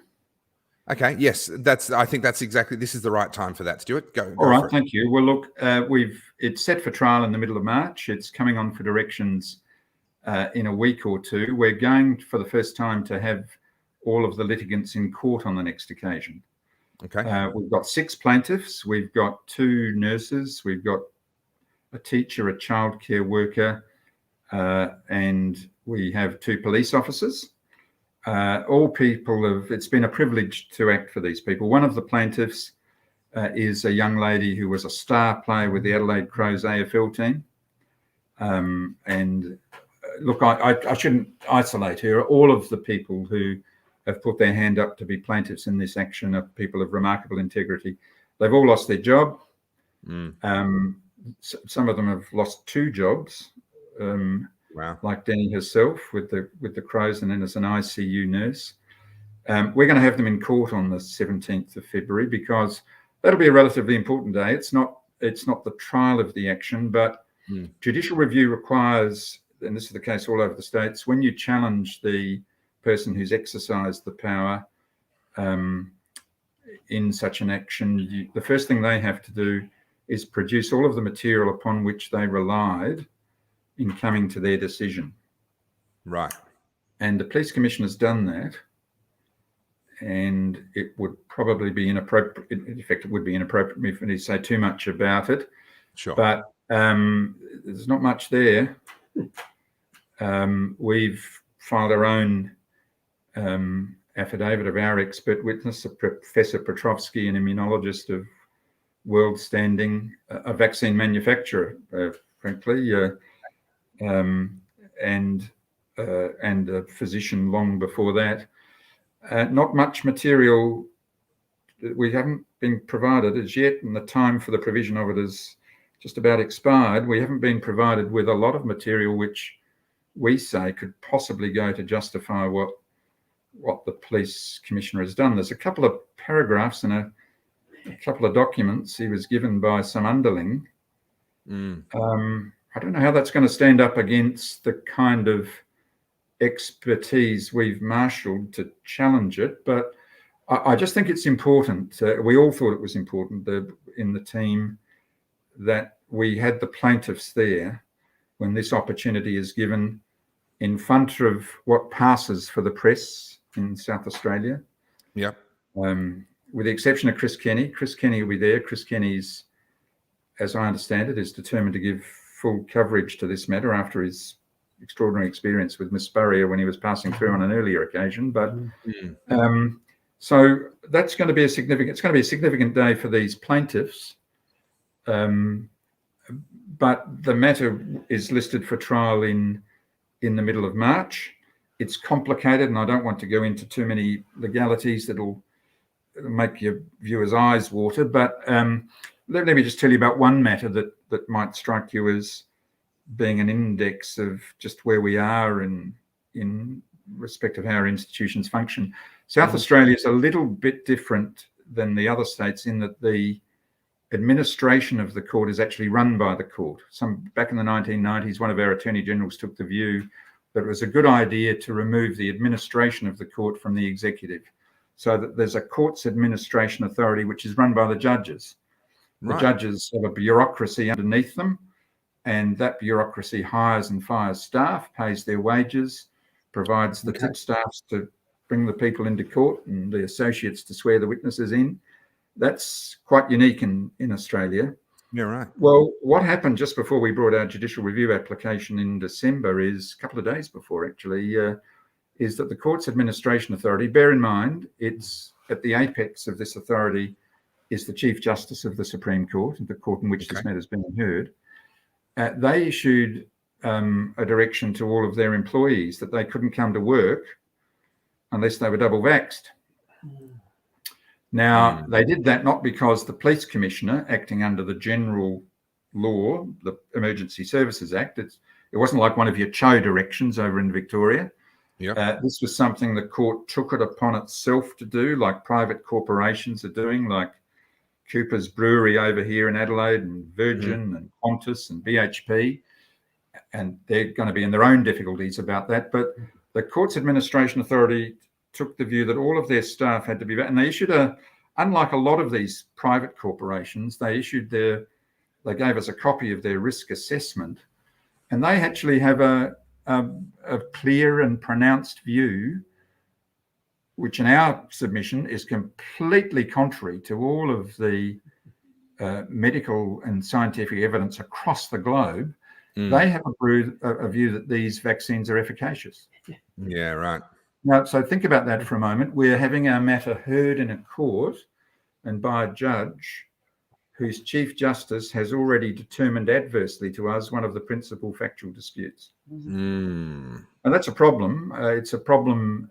Look, any lawyers listening would know about apprehended bias and the test that's required for that, the reasonably informed bystander would surely, in our submission at least, they'd surely form a view that the court might not bring an impartial mind to bear upon the adjudication of that issue. That's the test. Might not.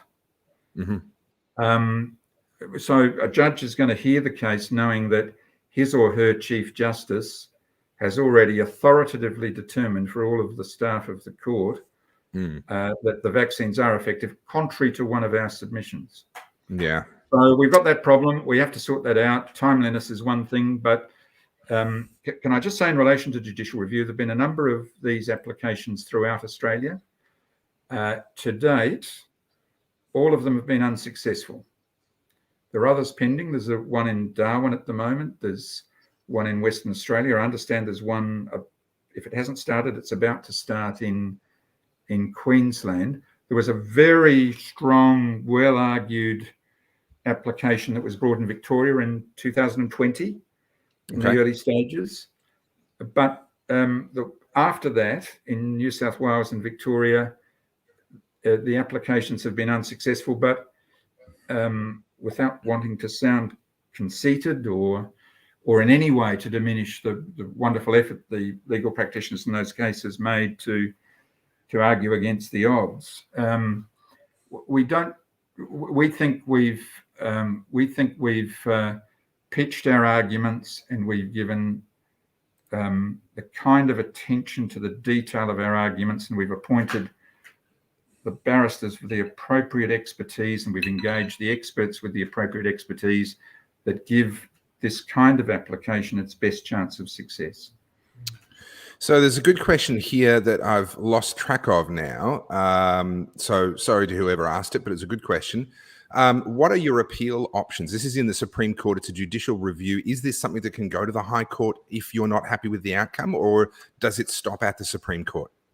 It goes to the full court of the Supreme Court, the appeal court of the Supreme Court, and then it gets to the High Court with leave of the High Court. But this is a publicly funded piece of litigation, Topher. So I mean, I'm not getting a penny out of all of this, and never intended to, and I don't want to. The lawyers who are acting are focused upon doing what they have to do, but obviously there are expenses that have been incurred. It's all been publicly raised. Yeah. So we have to be reasonably prudential in the way we spend the money that's been allocated. Absolutely. We are throwing everything into succeeding at first instance. This isn't a matter. There are people there are mothers and fathers with mortgages, with children at school, with ordinary household expenditures who have no income coming in. Mm-hmm. Teachers, nurses, police officers, childcare workers, and a range of other people. We owe it to them to put our case in a way that it's dealt with as expeditiously as possible. Yes, I wholeheartedly agree. Well, all I will say is Godspeed to you and to the entire team. I'm a big believer in everyone doing what they can do and fighting their fight according to their expertise, their experience, the battleground that they know. The battleground that I know and that I can play in is essentially PR and communications, things like documentaries, things like this interview, people like yourself with the years, decades of experience that you have and the expertise that you have. I'm very grateful that you are taking up the fight in areas that you can. Now, having said that, I am a bit of a legal expert myself, and I say that because I've watched The Castle a number of times, actually, and I know how this works. You say it's the vibe of the thing, and then a QC comes in and wins your case for you. I'm pretty sure that's how it plays out. And a very charming man he was too. That was shot in the old High Court building, which used to be in Melbourne. What a wonderful courtroom it was. But what a charming film. If only it was that straightforward. If only. Wouldn't that be lovely? Stuart, you've been an absolute pleasure. We're going to take a 3.5 minute break. I'm going to play a video for you. Some of you will have already seen it. Some of you may not have. This is actually a speech that I gave during the height of the police crackdowns. Someone had been arrested. Someone with a megaphone had been grabbed by the police. They'd barged their way into the crowd and arrested them. And the megaphone ended up on the ground, and someone picked it up and handed it to me.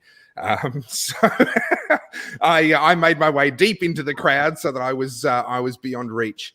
And I gave the speech that you're about to see. But this is your chance to empty your bladder if you need to, recharge your glasses, because not all of us are lucky enough to have someone like Graham refilling them on our behalf.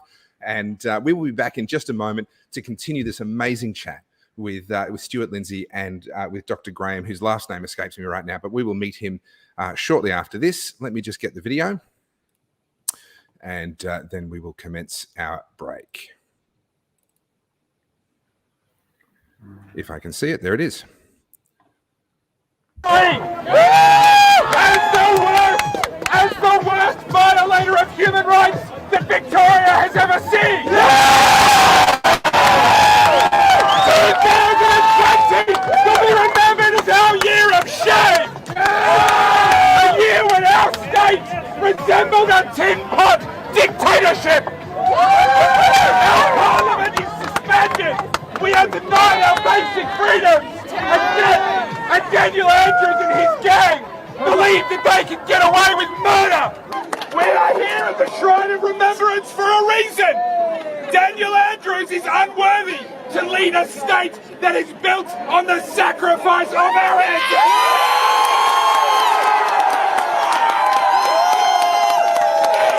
He dishonors their legacy each and every day by denying their descendants the freedoms they fought for! No mistake, this is about human rights. Even the Assistant Commissioner, Chief Wiggum, sorry.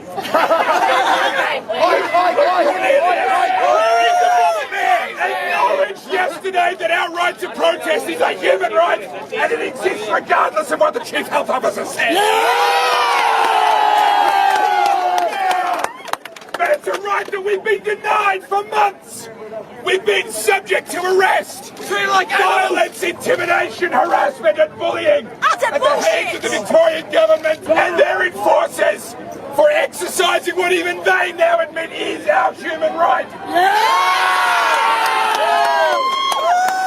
But Daniel Andrews is taking all our rights. We have the right to free assembly, to free movement, to freedom of religious expression, and we have the right to our own private property, including our jobs and our businesses. All of those rights have been trampled, and that makes Daniel Andrews the worst violator of human rights that this state has ever seen. Daniel Andrews is unfit for office. He is surrounded by the stench of corruption. He's stonewalling the inquiries that seek to find the truth, and he's been caught out lying time and time again, and he's running from the consequences of his own actions. Daniel Andrews must go.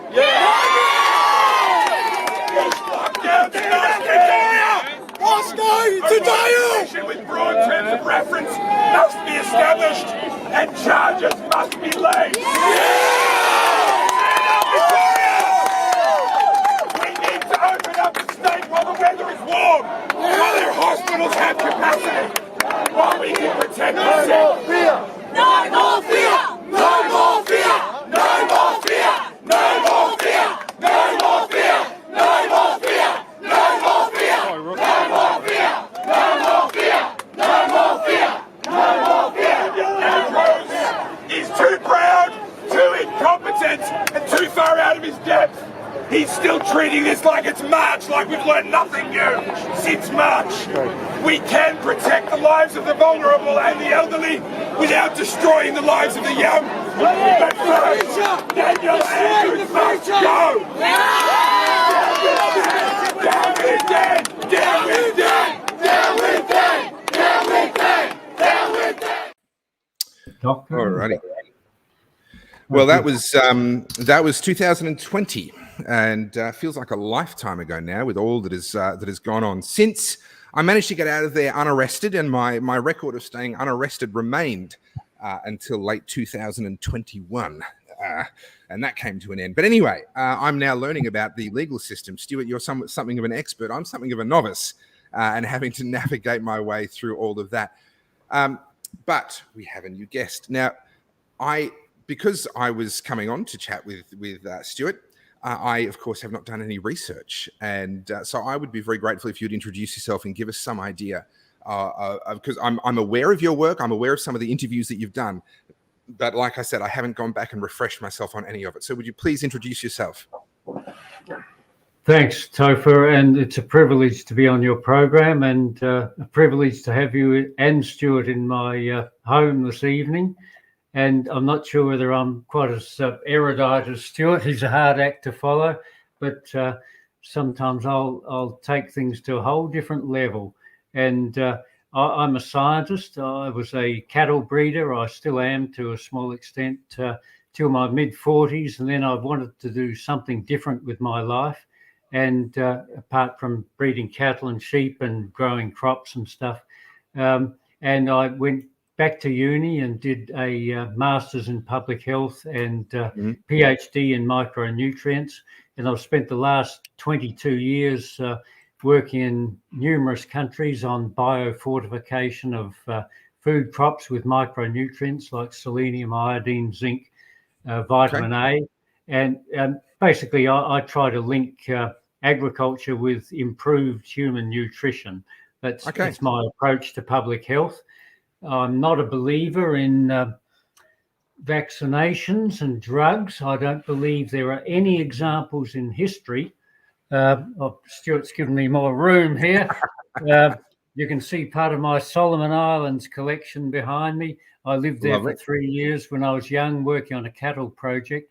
And yes, I was just saying, I am your quintessential anti-vaxxer, actually. Right. I finally found one. I've been told I've been surrounded by them all this time. I haven't been able to find them. So there are so many people on our side who make apologies. They'll say, I'm not an anti-vaxxer.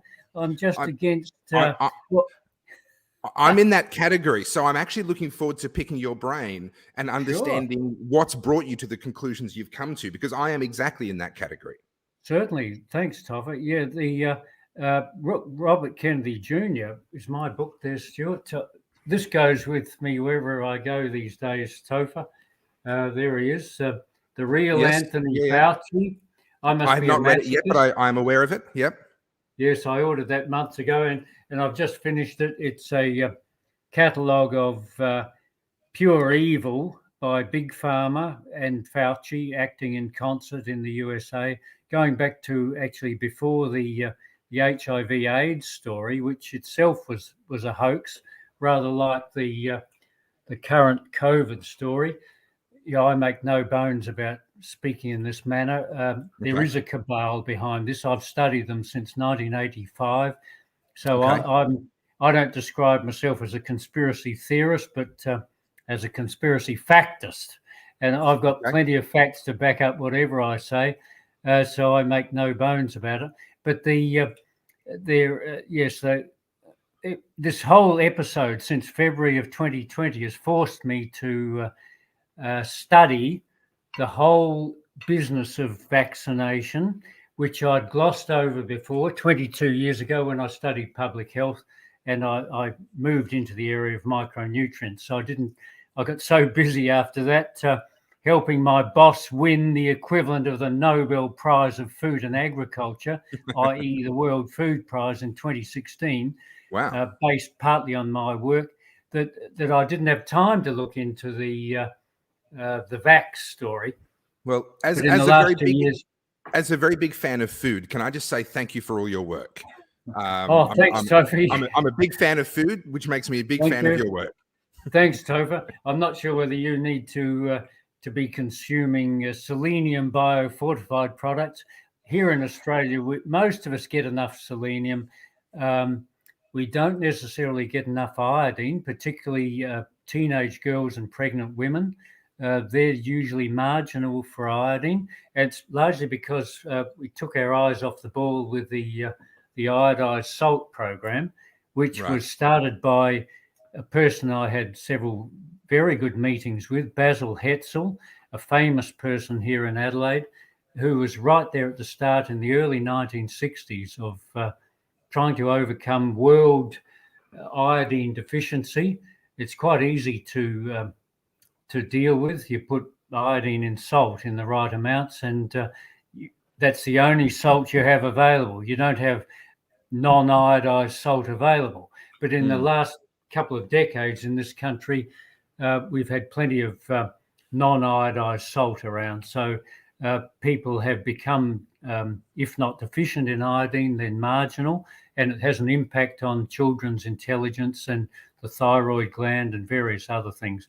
But I've lost my train of thought here. I always get into something a bit outside. What were we discussing, Topher? Well, look, what I'd love to pick up with you, Graham, is this issue of you've come right out at the very, very start and said, I'm an anti-vaxxer. Okay.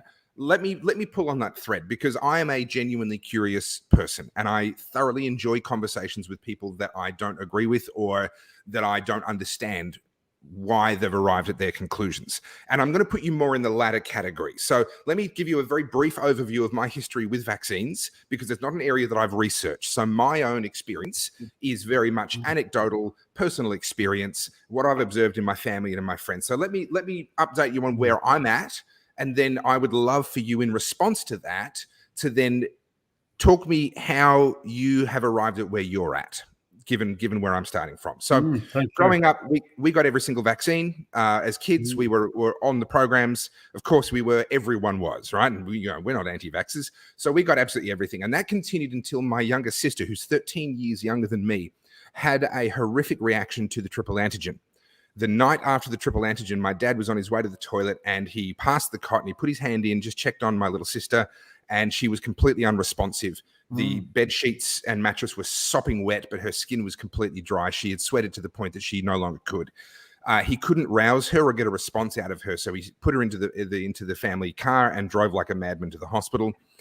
There was a bit that happened at the hospital, but in the end, eventually a triage nurse took it seriously and had a look. And she then put out a code, whatever it was, over the intercom, and then followed up with words that I will never forget, even though I never heard them in person. I've only heard my dad recount the story. Code whatever, we've got a flat baby here. So it was a near-run thing.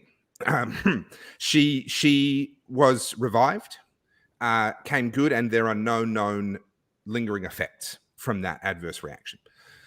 That in itself, my parents were so committed to the whole, vaccine, medicine is good thing, that didn't even really raise huge alarm bells. What raised alarm bells was when they tried to have a conversation with the doctors about what might have been the cause and whether the triple antigen given to my sister earlier that same day might have had something to do with it. They were dismissed. They were derided. They were mocked. That's what actually raised the alarm bells. Because up to that point in time, my parents had said, well, the data very clearly shows that adverse reactions are very rare and very limited, and it doesn't really happen very much. And this made them realize that the data couldn't possibly have been true, or couldn't possibly have been accurate, because it wasn't as though they investigated my sister's case and found another cause or found a reason why it couldn't have been the vaccine. It was simply dismissed as a possibility, out of hand. And that began an interesting process. So my parents are now what you would describe as anti-vaxxers. They are against vaccines of basically any kind. I'm very cautious with them. So my own children have only had the vitamin K. That's all they've had at this point in time because of my own uncertainties. However, I then also look at things like, and you'll be very familiar with these, and this is where I look forward to you potentially correcting my understanding of history. You look at things like smallpox vaccines. You look at things like the incidence of measles. You look at these sorts of things that are very commonly put forward as proof that vaccines work. And I accept as proof that these things work, but I might be the one who's wrong. So that's kind of where I'm at. If I had to sum up my position right now, it would be this. Vaccines have been a net benefit for mankind, in my opinion. However, we are grossly understating and underestimating the number and the severity of adverse reactions that occur. I hold both of those things to be true. I could very well be the one who's wrong, but that's where I'm at. So, Dr. Graham Lyons, over to you. Well, that's a pretty good position to be at, Topher. I'd take it a step further.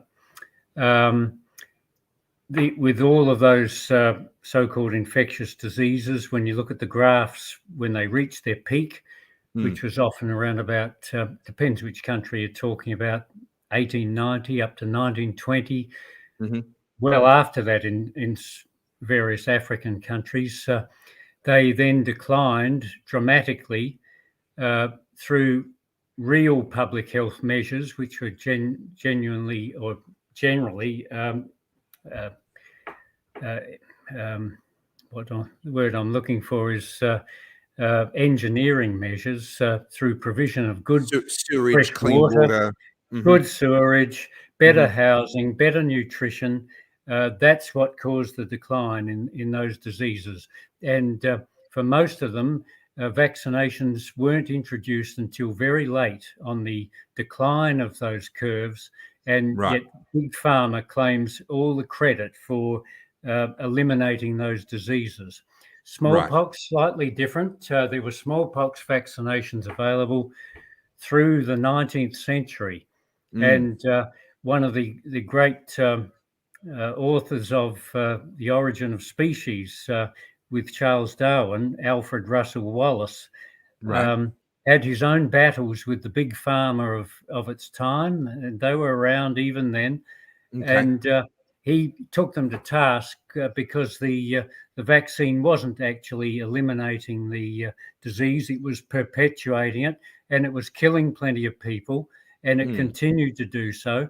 And I'm afraid this is the case with most of the vaccines. When you look carefully into it, when you go beyond what the medical profession wants us to believe, and Big Pharma in particular, who control the so-called modern medical profession, and we're seeing that rolled out very starkly in the last 2 years. The medical profession is totally subservient to Big Pharma, to our huge detriment. And this was actually predicted back in the 1970s or well before by people like Ivan Illich, the great philosopher of medicine, who wrote Limits to Medicine. It's a book I recommend. He actually said at the time, if Big Pharma continues on its current trajectory, it will destroy humanity. And that's what we're seeing happen right now. And if he were alive today, he'd be able to say, I told you so. But when I actually, in the last 2 years, have taken the trouble to investigate vaccination per se, because I started reading Judy Wileman's book, Vaccination, about vaccine policy in Australia. It was an extension of her PhD at Wollongong, and Big Pharma tried to shut down her PhD on several occasions. And this was an instance of a vice chancellor actually having a spine and a pair of cojones, which we don't see in many vice chancellors now. He actually stood by her, and she saw out the PhD, and she made a book out of it. So she knows probably more about vaccination in Australia than anyone else. And I've asked her on 2 occasions, I want to get this right. You know, when people like yourself ask me these questions, are there any instances that you can relate where a vaccine has worked? And she always says no. And I would have to reiterate that, to going on what I've seen. Things like polio, measles, the vaccines actually don't cure them. They perpetuate the diseases themselves. And we've seen this with Gates in India, and he was there for 17 years pushing out his polio vaccines, left almost 500,000 children partially paralyzed due to his vaccines, not due to wild type polio, which is very easily dealt with by better sanitation.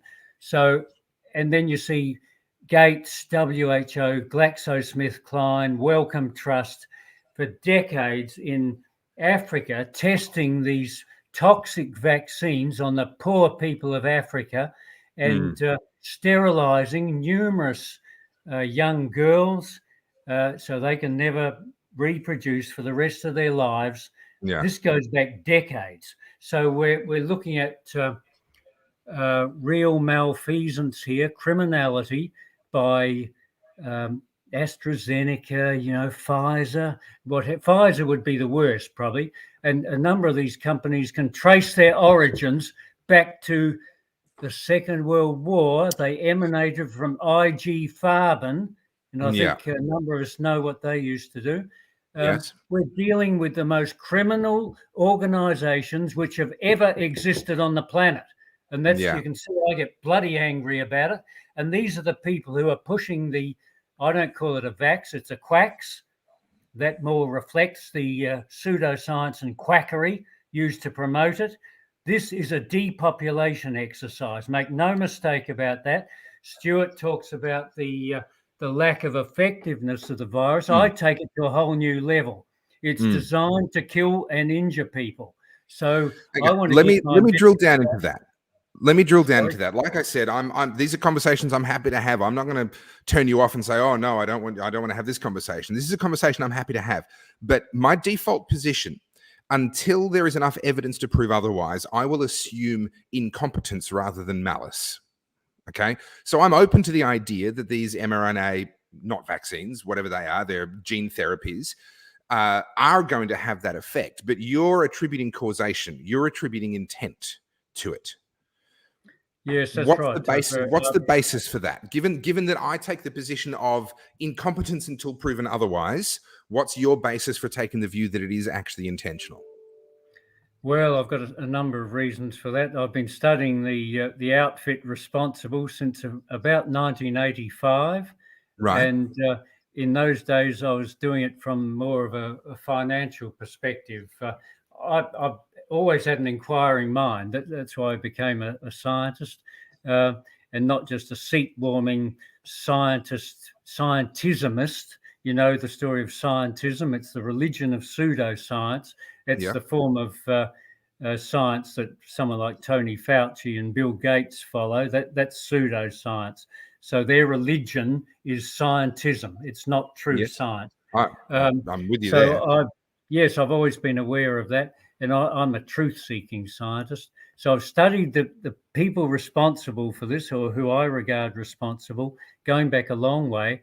And I had to desist from that for a while under threat of divorce. I became too involved in the mid-1990s, and I was writing books with a colleague of mine and giving money to outfits and indulging in some political activity. And I had to step back from that, which I did, but I still kept getting plenty of information from various sources. But in February of 2020, I came out again, I can tell you, and because I could see who was behind this nonsense. And so there's that, and there's the sheer evidence of what this, intent. I've got my legal advisor there putting words in my mouth, and he's not just my legal advisor. I can tell you, Topher, he's my spiritual advisor these days, because I've been on quite a journey actually since meeting Stuart, because he's helped me. You've had your cases, your case with the law. So have I. Mine revolved around refusing to submit to nasal rape, as I call it, followed by the fraudulent PCR COVID test, which does not test the viruses. Neither does the rapid antigen test. Yet it's used as the foundation of the whole house of cards of the corona hoax, as I call it. So I refused that in March last year. And my case, I think, has been resolved. Stuart might haul me up here for preempting. But I think the police have dropped their case against me. It all got too hard. And we were doing a bit of demonstrating every time I appeared or didn't appear, because I refused to wear a face nappy. So they wouldn't let me in the building. But my solicitor, who was appointed by Stuart, did what was needed inside. And I was able to hold court out on the footpath. but I believe that that is over now. But the intent, which has been demonstrated by people like Michael Yeadon, the former Pfizer executive, showing the different batches. This was in America.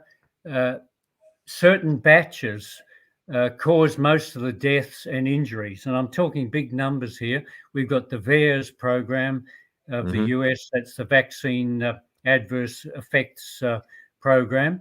And it's generally considered by real scientists that you can multiply the VAERS data by about 40 to get close to reality. So the VAERS figures are running at about, I think, 25,000 deaths at the moment. Reported, linked to the vaccine. And bear in mind that the VAERS system operated by the CDC or whatever makes it rather difficult and not easy, difficult for physicians to actually record anything on it, because they don't want adverse events, deaths and injuries attributed to these vaxxers. Because Big Pharma has tremendous power over all of the regulatory bodies in all of these countries, including Australia. We're talking about the AMA, APRA. This is something worth pausing on. Correct me if I'm wrong. It's my understanding that the way that these are set up, they actually get their budget, their funding, their money from the companies that they're supposed to be regulating. Am I mistaken in that, or is that true? No, that's true. Unfortunately, it's called regulatory capture, and it's described in great detail by Robert Kennedy Jr. in his Anthony Fauci book. It's a litany of malfeasance, regulatory capture, evil, pure evil. One instance that stands out to me, about 2/3 of the way through that book, is the discovery of a mass grave in upstate New York of over 1,000 children who were killed during Fauci and Big Pharma's trials of AIDS, vaccines, and drugs. Over 1,000 children. So, Topher, we're talking pure evil here. Anyone who doesn't believe me needs to read this book. I was going to say, what's the name of the book again? It's documented in the book. Yes, it's here. It is. So it goes with me wherever I go. I must be what's the word? Someone who likes evil being done to them. Tony goes with me wherever I go. The Real Anthony Fauci by Robert Kennedy Jr. And it's got 2,200 references. There's so much in there. He's almost eliminated the outer margin in the book. Otherwise, it would have been an inch thicker than it is. It's a work of true erudition, and it's an academic work. Robert Kennedy Jr. is, I believe, the best of the Kennedys, and he's a tremendous attorney. He's won numerous cases against very big companies which have done very bad polluting things and killed a lot of people, and against Big Pharma. And he's a man of wide interest, a very strong Christian man. And he's as good as any academic out there. Most academics are as weak as water. I'll tell you, Topher, one of the reasons I've gone on the strong Christian journey is that for 22 years I was an atheist, a smug atheist. All those years I was doing work at the university, working in numerous countries, thinking I was fortification and stuff. Journals still send articles to me to review. I'm still regarded as the expert in that field, but I try and kick them onto someone else unless they're selenium and iodine. They're my big things. So I'll still do those. But if it's zinc or vitamin A, I'll handball them to someone else. I haven't got the time to do that stuff. Yeah. This freedom fighting thing, as you would know, and as Stuart knows, becomes all consuming. And look, I'm in a position, I'm not sure what your position is, but this is the case with a lot of people I've spoken to. My family doesn't back me up one bit on this, and they're all up in Brisbane now. my wife's trying to convince me to get quaxed so I can go up there and help out the family up there. I'm not going to get quaxed. It's a bloody dangerous thing. It's killed millions of people already in the world. It's injured many millions more, and there was intent behind this, which means that people like Rainer Fulmick, who I spoke with for an hour back in December, can bring their case against. And it's a case of murder and what's the term? Willing to murder, attempted murder, because they can demonstrate intent. Because people like Michael Yeadon has demonstrated that with his different batches.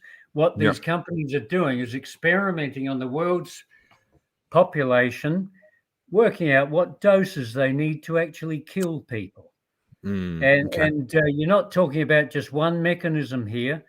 I think it's who's the lady in America who's demonstrated 40 mechanisms that this virus will impact on your body in a negative way. So we're not just talking about one or two. It's not just the spike proteins.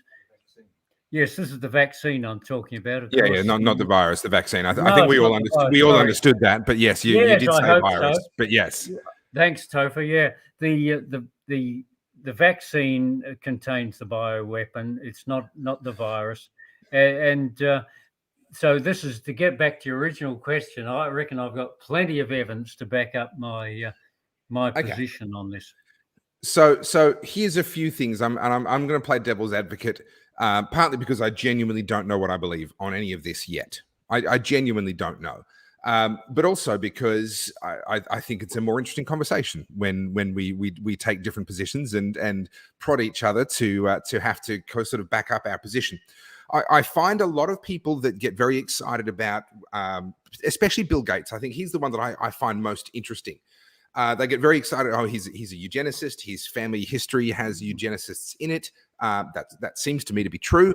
But then an awful lot of people's families have eugenicists in them. Let's not forget that eugenics was incredibly popular in the US, the UK, and Europe prior to World War II, where Hitler took it to its logical conclusion. And then a lot of people went, oh, hang on, maybe I'm not anymore. It fell out of fashion, although some people simply stopped talking about it. They didn't actually stop believing in it.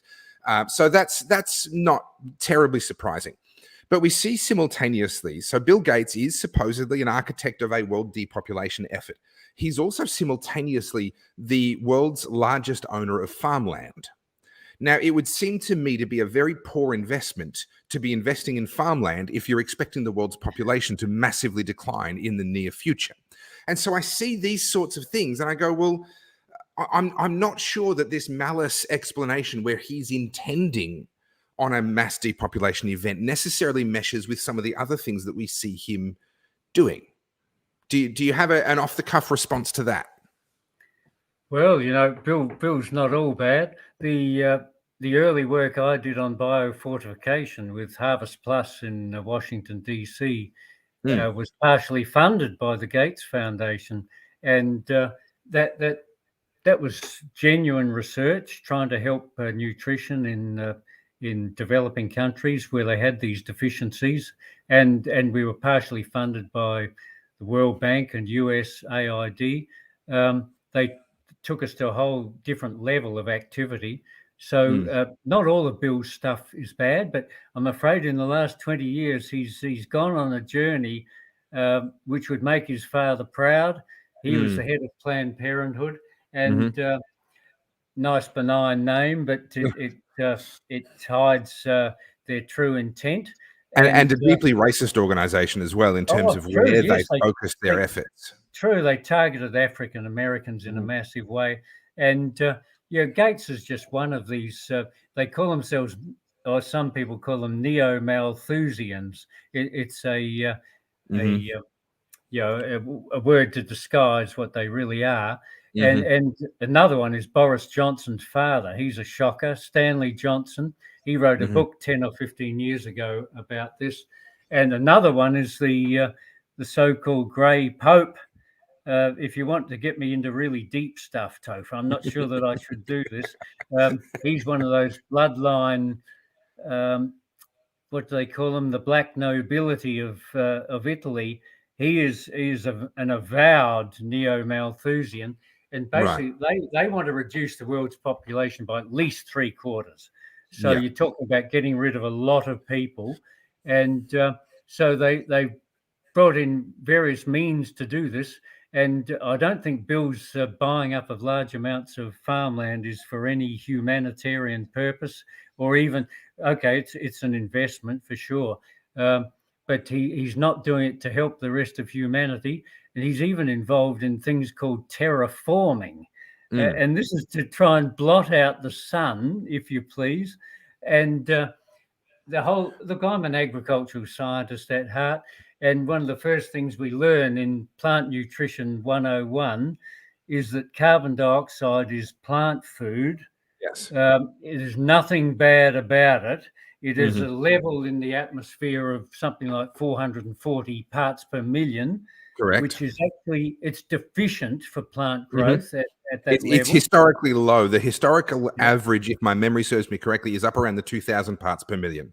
Yes, no, you're well versed. So if we trebled or quadrupled the level of CO2 in the atmosphere, it would actually be bloody good for the planet. It'd be wonderful.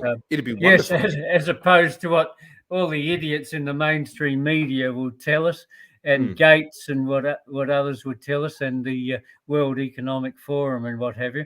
They want to reduce it to 200. If that happens, well, you sound like you might have read the books of Ian Plimer. He's very good. I have met Ian Plimer on one occasion and hoped to have a chat with him, but he was being swamped by a lot of people. It was at an IPA event many years ago. But I did a project of my own. I was approached by Lord Christopher Monckton, a name that may be familiar to you.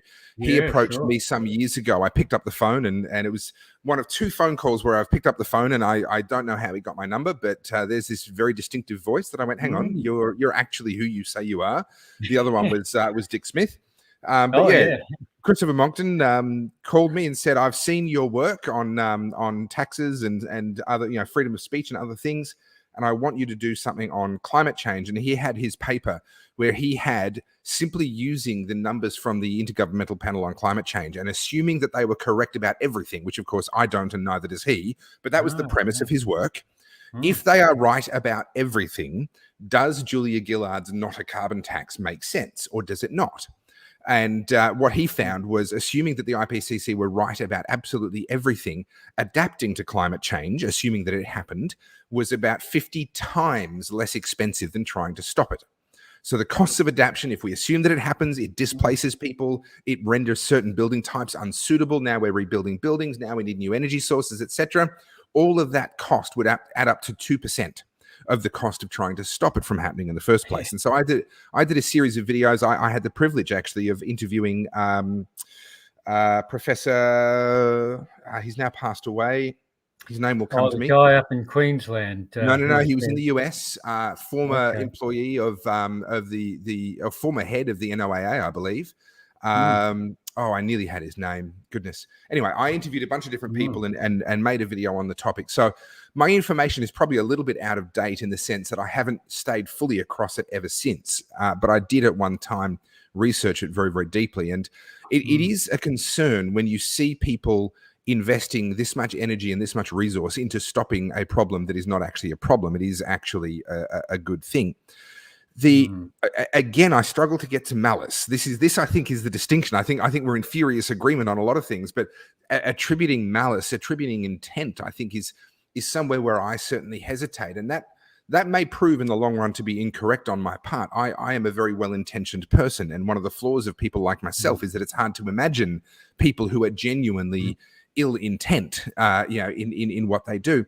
But we do have things, and a commenter brought up earlier, the Georgia Guidestones. We don't know who was behind them, but they state very clearly, if my memory serves me, it was to bring the world's population down to either 250 million or 500 million people. Half a billion people. And there are people who, without question, hold that view. Dick Smith, who I mentioned a moment ago, he offered me what was called the Wilberforce Award. This was a private award that he set up where he was going to give $1 million to anyone 30 years of age or younger who was willing to be the front and the face of his campaign against a big Australia. And I pick up the phone one day and there's this voice, a very distinctive voice on the other end. Hi, it's Dick Smith. Is this Topher? Yes, it is. And he pitched to me that he wanted to award the Wilberforce Award to me because he'd seen my videos and he recognized that I could communicate in a way that the mainstream media weren't able to do and so forth. He flew me up to Sydney. We spent a day together. We went out to a country town in his private jet. It was quite hilarious watching the amount of jet fuel we were burning for someone who was so deeply concerned about climate change. He then flew me in his helicopter to his house and we talked for many, many hours. And the whole time, essentially what the conversation was him trying to convince me that overpopulation was a looming disaster. And me continuously playing devil's advocate, which in that case was actually true to myself anyway, because I'm not a Malthusian, and I don't think that we're overpopulated. So in the end, he was incredibly gracious.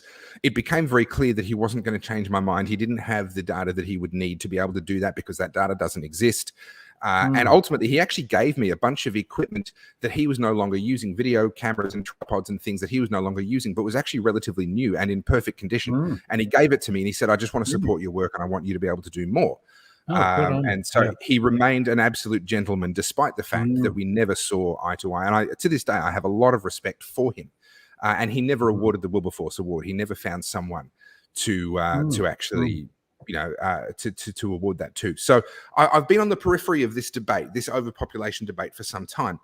But people like Dick Smith are not going to advocate for genocide. Right? It's not in him. It's not in his nature. And I really struggle to get to the point where I look at someone like a Bill Gates. Klaus Schwab, I'd be more willing to go there. When you look at what he's on about, I'd be more willing to go there with him. But I struggle by and large to accept the idea that there would be any significant number of people that actually have that as intent. Can you get me there? Can you help me to see that I'm wrong? I'll try. I think the problem is I think you're a nicer person than I am, Topher. I can see the evil in these people, and there doesn't need to be a lot of them, but they just need to have an awful lot of money, and they have. True. You've got your Pepe Orsini, the Grey Pope. Most people have never heard of him. Look him up. You've got the international banksters, and most of you probably know who they are. And you've got a lot of people you would never have heard of. Most people wouldn't have heard of Boris Johnson's father. But they are very much into this, and it goes back a long way, as you mentioned before, the eugenics story. And look, it goes back beyond Brave New World, Aldous Huxley, and that was, you're getting into the transhuman area there. And we are now. I'm not sure we're how. in the transhuman realm now, where you're not being human isn't good enough anymore. You have to be technologically augmented.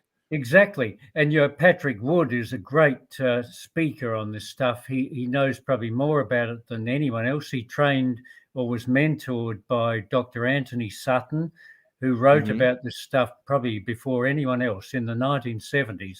And he was thrown out of whatever university he was in at the time for getting too close to the truth.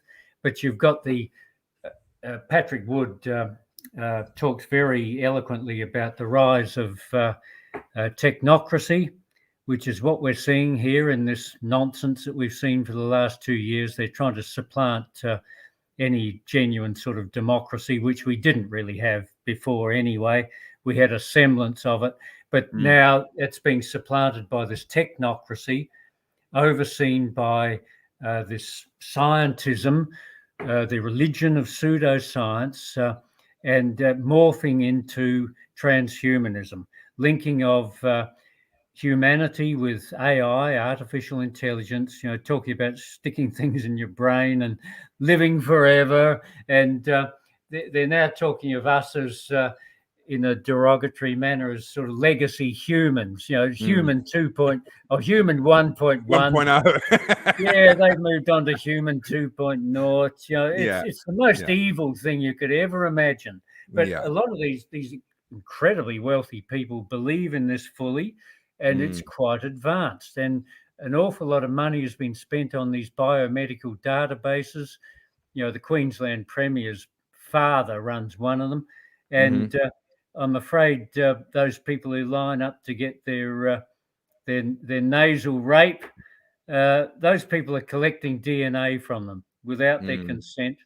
And who knows what other poisons they're putting up near their brain. That's two of the reasons why I told them to stick their fucking test when they tried to make me take it. But hang on, that's what they're trying to do. They're trying to stick it. That's exactly what they're trying to do. I think you might need to find a different expression. I told them where to stick their fucking test. And so I don't submit to any of this COVID nonsense. I'm nearly as strong as my great colleague here, Stuart Lindsay. You ought to see him when he's out and about on the streets. He doesn't tolerate any of this nonsense. In fact, we went to dinner at a restaurant one night.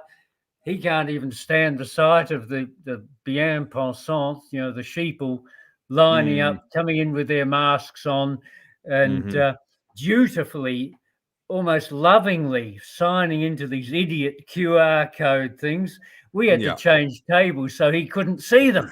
And so he's a very good example of how to deal with this nonsense. And as you mentioned before, and in your excellent documentary, which has brought a new term, I think, into the lexicon, the Melbourne syndrome has supplanted the Stockholm syndrome. Let's face it, we've seen more of this cowardice in Australia than in any other country, I believe, maybe, possibly apart from New Zealand. It's a shameful period in our history, and people like Stuart, yourself and me are ashamed of our fellow countrymen, the cowardice that they have shown in the face of this nonsense. Utterly shameful. And that's the thing I find hardest to grasp. I don't find the pure evil behind the perpetrators of this very hard to grasp, because, as I said, I've been studying them for a long time. And mind you, I didn't think I'd see them try and pull off something this acute in my lifetime. I thought it would be the totalitarian tiptoe towards world government that we've seen, you know, founding of the UN, the WHO, the WE, the World Economic Forum, etc. The subverting of our own governments, buying off of politicians, buying of bureaucrats. You know, they've been doing this for decades, maybe 100 years or more. I thought that would just continue the way it has. I didn't think we'd see an example of this level of medical fascism, medical tyranny dumped on us, with more to come. Don't think that we're now let off the hook. There is more planned, and I don't want to lower people's hopes or whatever, but this isn't over. There's plenty more to come, but the key to dealing with it and defeating it is not to comply with any of it. Not to comply. Tell them to fuck off with all of these diktats that come from our, for example, in this state, our Orwellian, ironically named SA Health. It's straight out of Orwell's 1984. You don't comply with any of it. They're criminals. It's a criminal organisation. And we've got our own governments have declared war on us. So we need to react accordingly. That's all I'll say. All right. So what I would love to do, I'm just mindful we're heading to, we've just gone past 2 hours and 20 minutes. And as much as these slow chats have, I will warn you, Graham, I don't know if you were fully warned before you signed up for this. I've had slow chats go past 4 hours before. Oh, Topher. So we won't subject you to that tonight. I think I'm bring Stuart back. I'm getting too wound up here. No. Well, actually, what I wanted to do is to have you both back on, if that's okay, because I want to go back to something that Stuart brought up very, very early on, and I didn't pick it up then because I didn't want to derail the conversation about the judicial review, etc. But it's a subject very, very deep to my heart. Stuart, that was your comments around faith and around where have the churches been. Now, I'm a Christian as well. I gave a message on the 25th of April 2021 at the request of a church that invited me to come. It wasn't their Sunday service. They asked me to do an hour session afterwards. And it was essentially this. It was the collision when faith and politics collide as the government tries to take the place of God.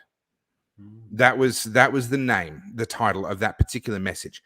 And I would love to dive in. I have a lot of respect for people who are people of faith and great education and great intellect, because there's this misconception that those two things never should meet. Smart people aren't religious people. There's this concept that people have in that regard. I find both of you to be very intelligent, although I'm not sure, Graham, whether we see eye to eye on everything. But I find you both to be very intelligent. And I find both of you to be credible in terms of what you believe. You're not going to BS me. You're going to tell me what you actually think.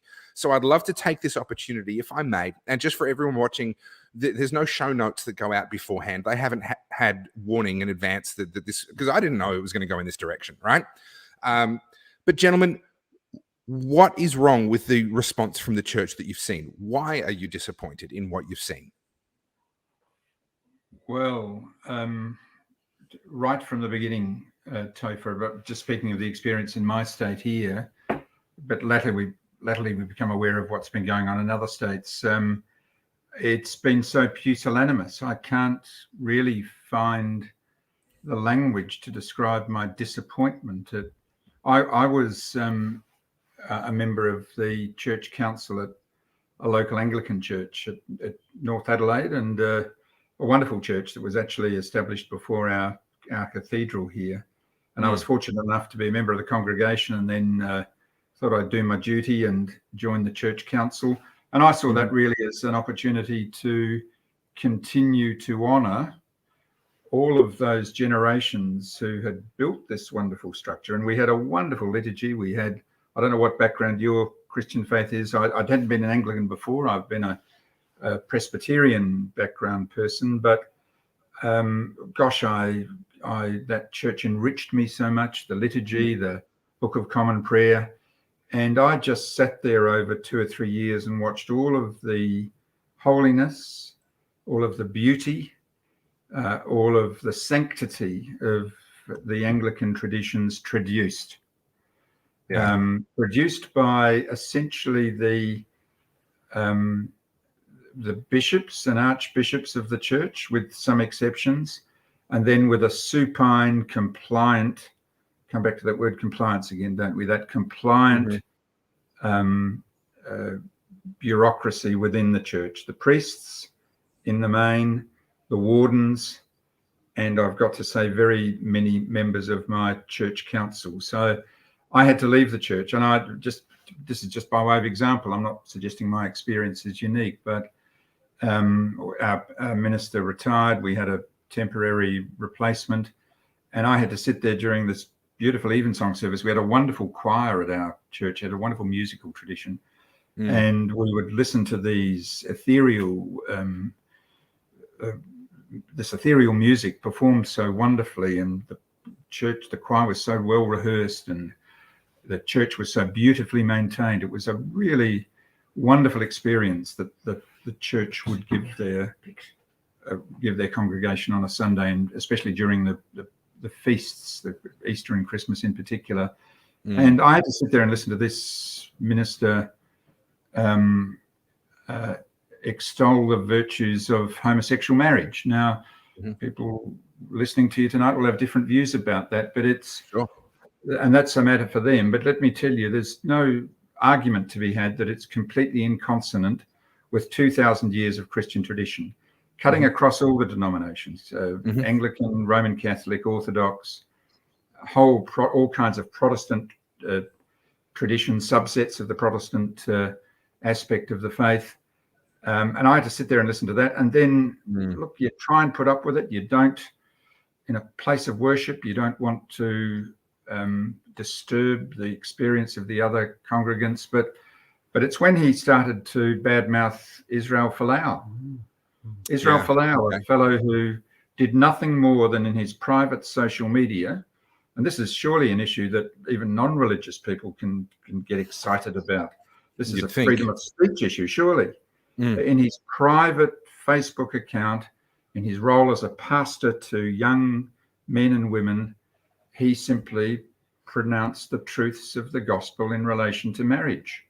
And I had to sit there and listen to this person who was the product of the seminaries of the 1960s and 70s and 80s come along and pillory this a man I've not met, but I've followed his experience very carefully, deprived of his opportunity to earn an income, piled on by social media, led by the chairman of Qantas, undefended by other members of his of the Christian faith, undefended by political leaders who pretend to be Christians like Morrison.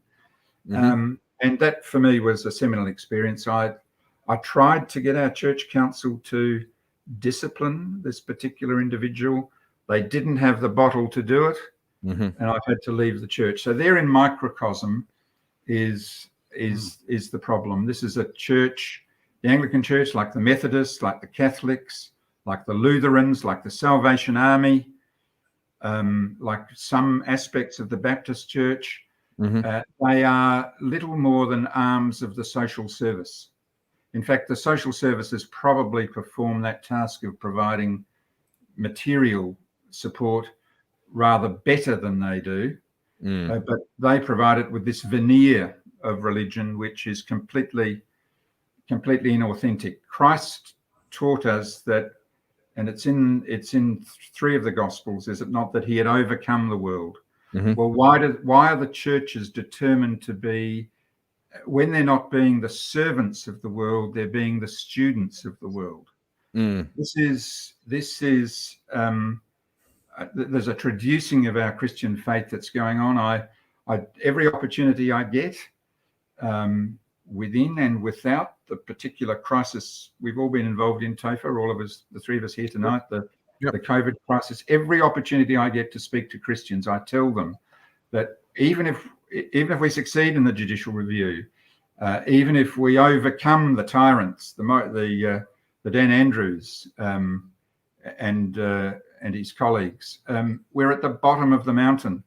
It's our institutions that we've got to defend and restore and replenish, especially replenish it with the younger members of our generation.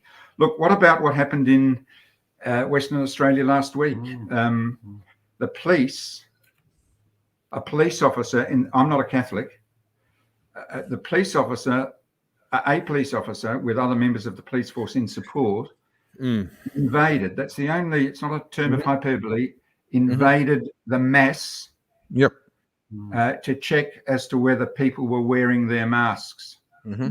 Now, I heard about this. I challenged some Catholic friends, long-standing Catholic friends, some of them priests, as to what they had to say about that. They said nothing about it. So I wrote to the Archbishop myself, the Archbishop of Perth, an Archbishop Costello, and one of his underlings replied to me and said, well, look, I've heard nothing public said by this Archbishop. What's the story? Because I had heard that his Vicar General had protested vigorously against what the police did and had been chastened by his Archbishop about doing so. So I wrote to the Archbishop and I said, look, granted, you might have said something, and the media, who are so hostile to religion, might not have told me about it. What did you say? And I received a press release in which the core of it was, and I have no interest in not presenting it accurately, this is the core of what he said. He felt sorry for the police officer who had to do it. Not a word about coming and disturbing the sanctity of the Mass, which is a very important aspect of the Catholic faith. The Catholic Not a tradition, word about that. And that's been the case throughout this whole COVID experience, hasn't it, Topher? The government told them to close their churches. They did. The government told them not to give communion. They didn't give communion. The government told them not to sing. They stopped singing. The government told them only to sing with masks. They put masks on. When are they going to stand up for their faith? So to me, what I see as I look at this, and I want you guys to sanity check me, am I taking this too far? What I see, in my opinion, is that the church has now allowed government to take the place of God. And by that, specifically what I mean is they're allowing the government to make decisions that are supposed to be decisions of conscience between each individual and God. The gathering together of the saints, how we worship God, how we pray, whether we make ourselves available for those in unfortunate positions, for the homeless, for the widows, etc., whether we are there for them. These are a part of our worship. And our worship, by definition, is a matter of our conscience between us and God. And we find ourselves now in a situation where it appears to me that churches are no longer looking to their Bible or looking to their conscience and looking to their relationship with God for guidance on how to worship God. They're looking to the government for guidance on how to worship God.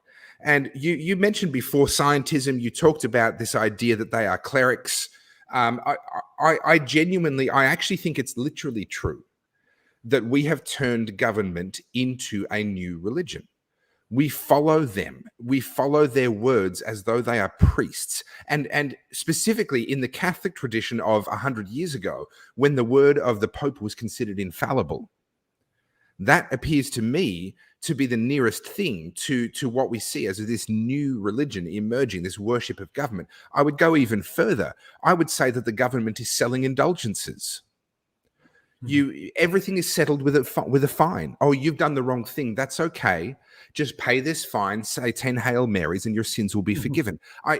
The parallels for me are unmissable, and I find it so difficult, so challenging. Again, I try not to ascribe malice, but when I look around at pastors of churches, I'm in I guess a more sort of evangelical. Protestant evangelical tradition myself. But I look around at the absolute lack of spine that has been shown by almost every single pastor. There are a handful of shining exceptions, but almost every single pastor of almost every single church has chosen to obey man rather than God. And for me, out of everything that we've seen unfold over the last 2 years, I expect governments to be incompetent, to be even evil.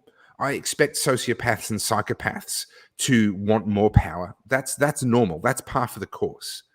But for me to see churches handing authority to man and then expecting to be praised for it, quoting Romans 13 as though that's the only scripture on the subject of our obedience and our relationship with government. This honestly, for me, this is the thing I wrestle with the most. Are you seeing a silver lining here? Are you seeing any meaningful number of parishioners actually beginning to stand up and speak the truth under these circumstances? Well, perhaps if I can speak to that first, Graham. Yes, look, I don't know about the numbers. I don't know whether there's encouragement to be had by the numbers, but it's the quality of the people that are turning up to the meetings that are trying to revivify the real practice of Christian faith. Yeah. And so, for example, Topher, on Friday, tomorrow night, I'm convening a meeting at an institution. It's the Women's Temperance Union. The Women's Temperance Union is still going strong around Australia, in some of the states anyway, and there's a particularly strong group in Adelaide. And I've been privileged to attend meetings, specifically COVID resistance meetings. Interesting. At this institution.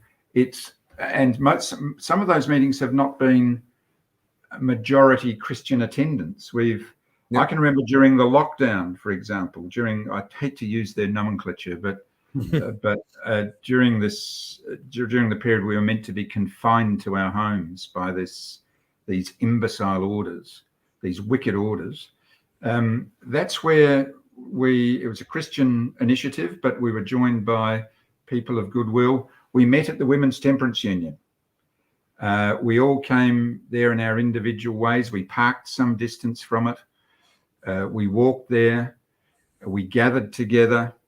There was a real sense of surreptitiousness and almost espionage about it, which added an air of excitement. The first thing we had to do, get this wonderful meeting of people gathered together. I think you were there, Graham. Yes, I was. Best thing we had to do, we had to have a vote on what we would do when the police knocked at the door.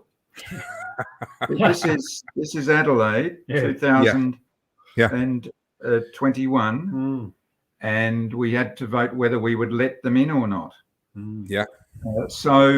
Look, there weren't many of us there. There was 20 or 30 of us there, but gosh, the quality of the people is what matters, and that's grown. And tomorrow night, I'm expecting more people to be there.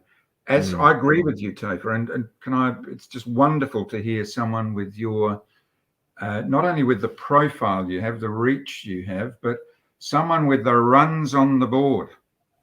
In Victoria, who else has got the runs on the board as someone who stood up? There's a few, to be fair, there's a few, but it is a small list. But to hear you speak with such conviction and clarity about your faith and nail it. My view is, I come to it from a legal background, that I have certain skills. I'm trying to effect a legal remedy to what we've experienced. But my view is that this is ultimately spiritual warfare that we're engaged in. And you've spoken, if I may say so, as clearly and as uncompromisingly as anyone I've heard about what the problem is. People aren't defending their Christian faith. They are ostensible Christians. They pretend Christians. That's a serious thing to say. That's heavy. That's Gospels heavy. And for me to judge another person's promulgation, I don't do that lightly. But I've heard the stories from the parishioners about the duplicity of their pastors and the duplicity of their priests, and their unwillingness to defend their parishioners who want to come along and take the communion and are looking to them for leadership, and how bitterly disappointed they've been. So I can only express my gratitude for you expressing that the predicament that we're in. You have a younger generation than perhaps Graham and I, so accurately. Graham, what's been your experience? Well, yes, first of all, I'd agree with all you both have said there. Yes, well, that journey I've been on, I just noticed that when this nonsense rolled out in early 2020, that none of those atheists or so-called few Christians that there were at the university were standing up against this at all. They were just acquiescing, complying. They was weak as water. And the people who I saw who were standing up were people like Stuart, Mike Adams, the health ranger, Sherry Tenpenny, the great musician from Northern Ireland, Van Morrison. These were people who were standing up, muscular Christians, and they obviously had some spine and faith, and that's what sent me on this journey. I could see that atheism and just relying on Darwinian evolution was not going to cut it. You may as well just rolled over and given up, thinking that humanism's the way to go. So we may as well bow to these humanists who think we should develop into human 2.0 and this sort of nonsense. So I soon let that go. That had been my metaphysics for 22 years. The idea that I had the quote from Edward O. Wilson, the great neo-Darwinist who died just recently, above my desk, and it said something like, there is more content and grandeur in material reality discovered by science than in all religious cosmologies combined. So in other words, he was trashing all the works of Christianity, Islam, Judaism, Buddhism. That was nothing compared to what you see out there in material reality that we supposedly can explain just through evolution. And if you take it right back to where it's meant to have started, the Big Bang, that is clearly absurd. Quantum physicists try and justify it, but the Big Bang theory is patently absurd. And, see, now you're challenging one of the fundamental theses of the modern government religion. You got to be careful there. You're going to get yourself into some serious trouble, because that is one of their most fundamental beliefs. Oh, Topher, I'm already in serious trouble. And I treat it as a badge of honor, as I think you do and as Stuart does. Yes, what you said before about government supplanting God, it's a pretty tawdry sort of God, isn't it, that we've seen in government. It's not anything that anyone with any modicum of intelligence or integrity would actually wish to worship. Look at the way they're behaving. It's a tawdry semblance of some sort of religion. We can do a lot better than that. And so I'm on a very interesting journey, and I have numerous mentors. And if I get into tight positions, there are people who ring me up. They seem to know when I'm in strife, and it's opened a whole new level for me. The way I was before, unless I could touch or feel something, I didn't believe in it, unless it was biochemistry that you can't generally see, but is supposedly explained by science. But there is a whole other spiritual level out there. And as Stuart says, this is a spiritual battle we're involved in here. It's so big, we can't expect to win it at a mere temporal level. It's pure good versus pure evil. That should be apparent to anyone. And I believe that good will win in the end. It'll take a while. I think, as Alex Jones said recently, it's not a sprint, it's a marathon that we're involved in. And so, the perpetrators of this, the WEF, etc., they're talking of 2030 as their goal to bring in, it's the UN 2030 agenda. None of us are meant to own anything. We're all meant to be happy and all the rest of it. Those of us who are still alive after the depredations of the quacks. So if it comes to fruition, it's going to be a very dismal thing, a dystopia, described by Patrick Henningsen as you would be like slaves on a digital plantation. That's what they're planning for us, those who are still left alive. So it's up to us to resist that and defeat it, and provide an example of non-compliance to those who are more timid out there, who are most of people. I was down at Burnside Village here in the east of Adelaide at 4 p.m. today. I didn't see anyone else not wearing a bloody face nappy, as I call it. They're all timid, bien pensant sheeple. They need to wake up pretty quickly because they're being frog marched into this digital dystopia. But without even knowing. I don't know about you, Topher, but when Graham gets going, I feel like a child allowed to stay up late, don't you? You ain't heard nothing yet. You haven't heard me get really wound up. I need some more reds from the. All right. Well, maybe you can organise that. But can I come in with this as well, though? I think the thing that is most profound for me, I've noticed from the very earliest days of this movement, and I was involved from the very earliest days of this movement, Christians have been disproportionately represented amongst those who are choosing not to bow to Caesar, if I can put it that way, right? They are choosing to live by their convictions, live by their faith, stand up for what we believe to be our God-given rights and our God-given responsibilities towards each other. There's this idea that the anti-maskers, anti-vaxxers are selfish. No. Standing up for my human rights and, by extension, de facto, the human rights of every other Australian and every other person around the world, but I'm in the jurisdiction that I'm in, standing up for that is not selfish. That is taking huge personal risks and sacrificing my own personal safety and my own personal circumstance for what I believe to be right and to be of benefit to absolutely everybody else. I believe the Christian response to governments invading our lives in ways that they do not have the right to do, the Christian response is to put them back in their box. That's the Christian response.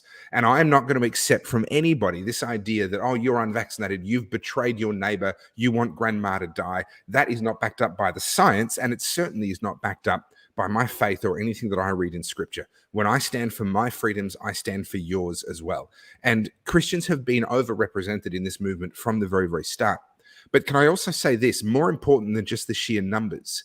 As a Christian, there's this amazing ability that I didn't appreciate as a younger Christian. And I had my troubles, as most Christians do, right? Figuring out what I actually believed versus what my parents believed and what my parents told me. And, going through my 20s and figuring out what is actually mine. What do I actually believe in all of this?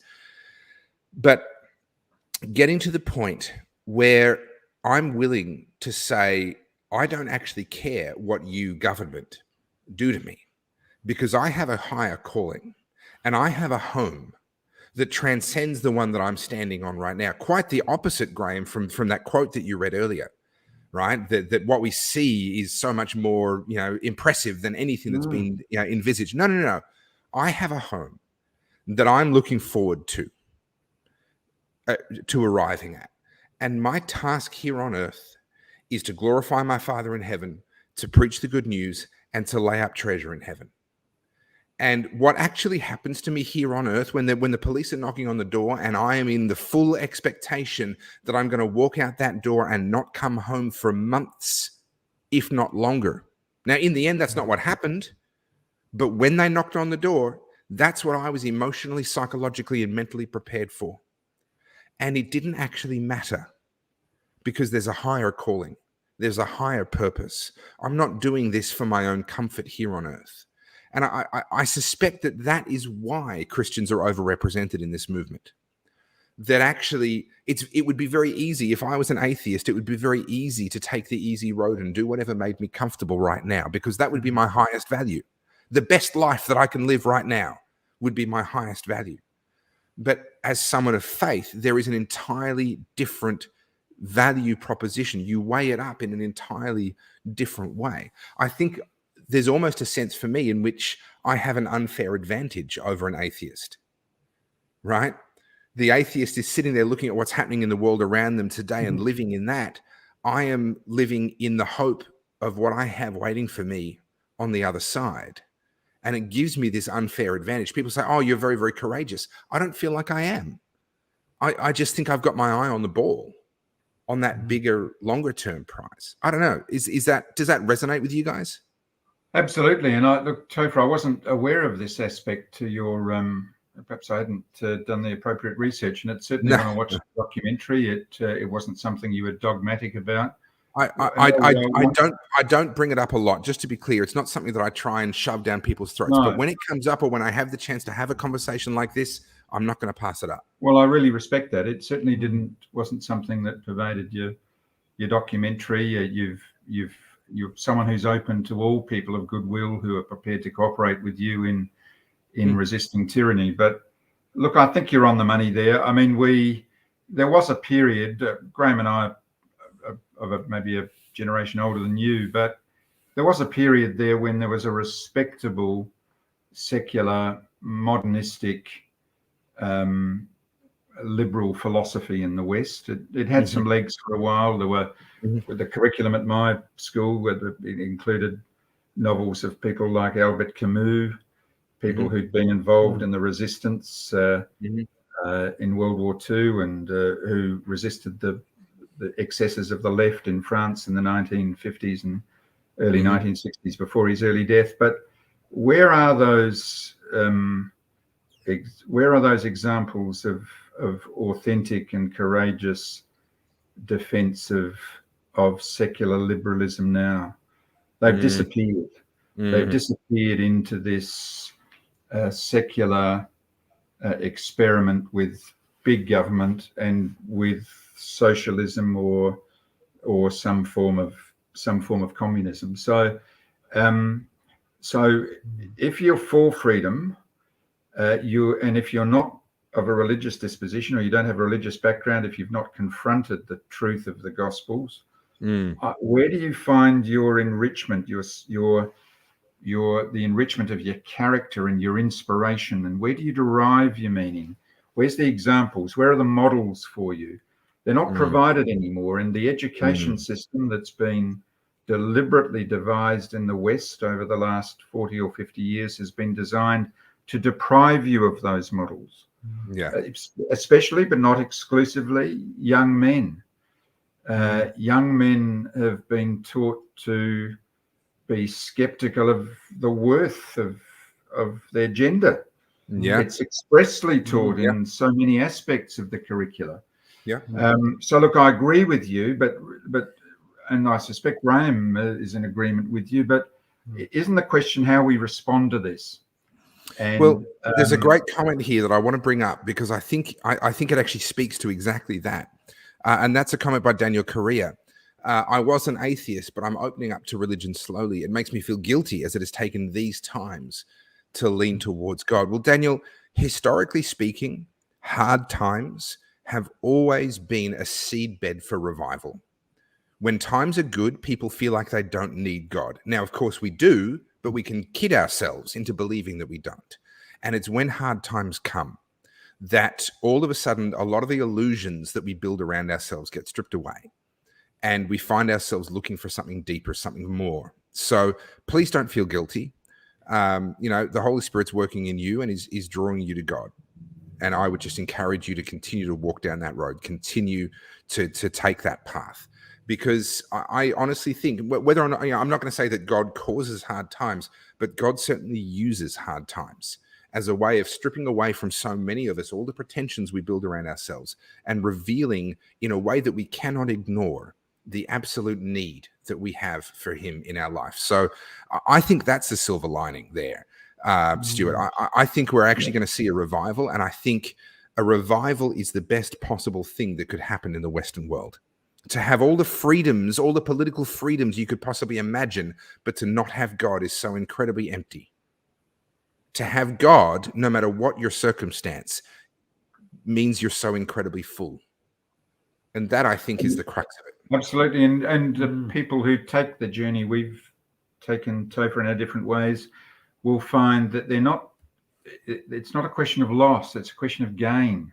The aridity, the spiritual aridity of the environment in which people have been growing up, the moral, intellectual, cultural environment in which they've been growing up, intensified, of course, during this COVID period with the masking of people, the inability to even relate to people on the level that we're meant to relate to them to, the subservience, the conformity. It's such an arid moral landscape. So we're not giving anything up when we embrace Christianity with certainly the sacrifices that have to be made, the changes in our life that have to be made. It's always a net gain. This net gain of being enriched, of being aware of the fact that God has determined that there is a purpose in your life, and if you are sufficiently humble in the first instance to recognize aspects of your nature, which the Christian religion refers to as sinful, but let's just call them inadequate. You recognize them, you try to address them, how rich life becomes. And if we could understand it, if the younger generation were just given access to that, if the window was opened on that rich spiritual and intellectual and cultural heritage we have that has been foundationed by our Christian faith, how easy it would be for that revival to occur. But it's something that the secular world, that the kinds of institutions and the kinds of organizations that Graham spoke about so eloquently, they know that as well. And they know that getting into the heart of the church was the secret of their success over recent decades. But it's the young people I look to. It's the young people in Adelaide. It's the northern and southern suburbs that are the most economically deprived. I gather it's the western suburbs in Melbourne that perhaps that can be described fairly in that way. There are generations of people, and there are young people in those suburbs who have never experienced church. They go to schools, they've never experienced any form of moral instruction. In their homes, there might have been several iterations of fatherhood. Where do they get their moral instruction? And so if we can understand the urgency of this, and the first step in addressing the profundity and the depth of this problem is to stand up individually, to stand up and speak to our faith and to speak against the wickedness that's going on in the churches. Yeah. Look, couldn't agree more. Gentlemen, we're approaching 3 hours, and this conversation has left my heart feeling full. I am so grateful to both of you. I came here to talk about court cases. In the end, we've talked about court cases. We've debated the motives of and the reasons behind some of what we agree that on what's happening, but we've debated the motives on why and what's behind it. And then we've had what I think has just been a brilliant conversation about faith and how that impacts us and the role that plays in our lives in times like this. I could not be more grateful. I'm going to give both of you a chance for any closing remarks, anything that you would like to cover. So, Dr. Graham, can I start with you? Is there anything that you would like to leave us with before we call it a night? Well, it was a privilege to meet you, Topher. You've really been a beacon of hope and light there in Melbourne, and what you've done is tremendous, and you've got great wisdom for someone so young. And look, I think when you let God into your life and Jesus and the Holy Spirit, you can move forward without fear. You obviously demonstrate that. Stuart does. And I think I'm getting towards that point when you can confront this tyranny and wickedness that we see without fear. Look, I don't care if the bloody police come and bang on my door in the middle of the night. What happens is what happens. And you just must do the best you can, knowing that God is with you, and we're fighting a spiritual battle. And I've got to the feeling since about August last year, when I think the Holy Spirit came upon me, of feeling that I'm no longer in control of my own life. And this was a huge step for me, I can tell you. I think you know what I'm talking about. I was a control freak. I inherited that from my father, the most organized person I've ever seen in my life. You had everything absolutely organized. You know what was going to happen, and you planned it. I still have lists for each day, each week, each month, each year, each 5 years, like a Stalinist 5-year plan. And I had the feeling you and I are opposites. You and I are opposites in that regard. Okay. I can't tell you what's happening tomorrow. Oh, well, I've become more like that. But what I was getting around to was the feeling that I've largely lost control of it. I feel I'm being guided by something, and I don't mind it at all. And if I can show some strength to others and some courage that will help them realize those things and stand up against this nonsense and forge a good life for themselves against this tyranny, I'm happy to be doing that. I was drifting along before, doing a lot of research and stuff, which I thought was important. I'm not sure that it really is now or was. But I believe I've now got some decent purpose in my life, and I'm pretty happy with the way things are going. Some things aren't ideal. It'd be nice to have my family here, or be able to visit them without getting quaxed. Any rate, yes. Sorry, Stuart. No, not at all. Look, Stuart, before you jump in, let me just say, because some people, because we're now into our closing remarks, a few people are heading to bed and so forth. We had over 500 people watching for most of tonight. Whatever platform you're watching on, you're only seeing the number of people on your particular page or platform, and it's going out to a number of pages. So right now there's 437, it just updated, people watching right now. So thank you to each and every one of you for being with us all the way through tonight. It has been an absolute pleasure to have you. I'm going to give the last word to Stuart.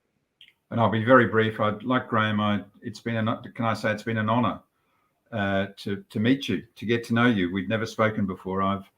I've really enjoyed our discussion, and I've been enriched by it, and it's made me, a somewhat cynical person, rather more hopeful. Topher, I'll be brief. I just like to encourage all the people listening, particularly the young people, and I guess particularly, but not exclusively, the young men, to go to their Bibles, to go to their cultural heritage, to go to their novels and even the films that have been made, and the poetry and the art, and to focus upon some Christian qualities and Christian virtues that we haven't heard much about in the last 50 years. Graham touched upon them. Courage. Courage is fundamental. If you don't have courage, all of the other virtues are never given the chance to become operative in your life. They sit there latent. Courage activates them and puts them into action. Be audacious. Have a crack. It makes life very exciting, and be disciplined. So courage, audacity, and discipline, all things you'll find in the New Testament, all things you'll find, of course, in the Old Testament, but then brought to fruition in the New Testament. Have a look at it and re-examine your cultural heritage in the light of that book that foundationed it, and life can be much, much richer. Well said. I'm just going to close with this. May the Lord bless you and keep you. May he make his face to shine upon you, and may he give you peace. I'll see you next Thursday for another Slow Chat.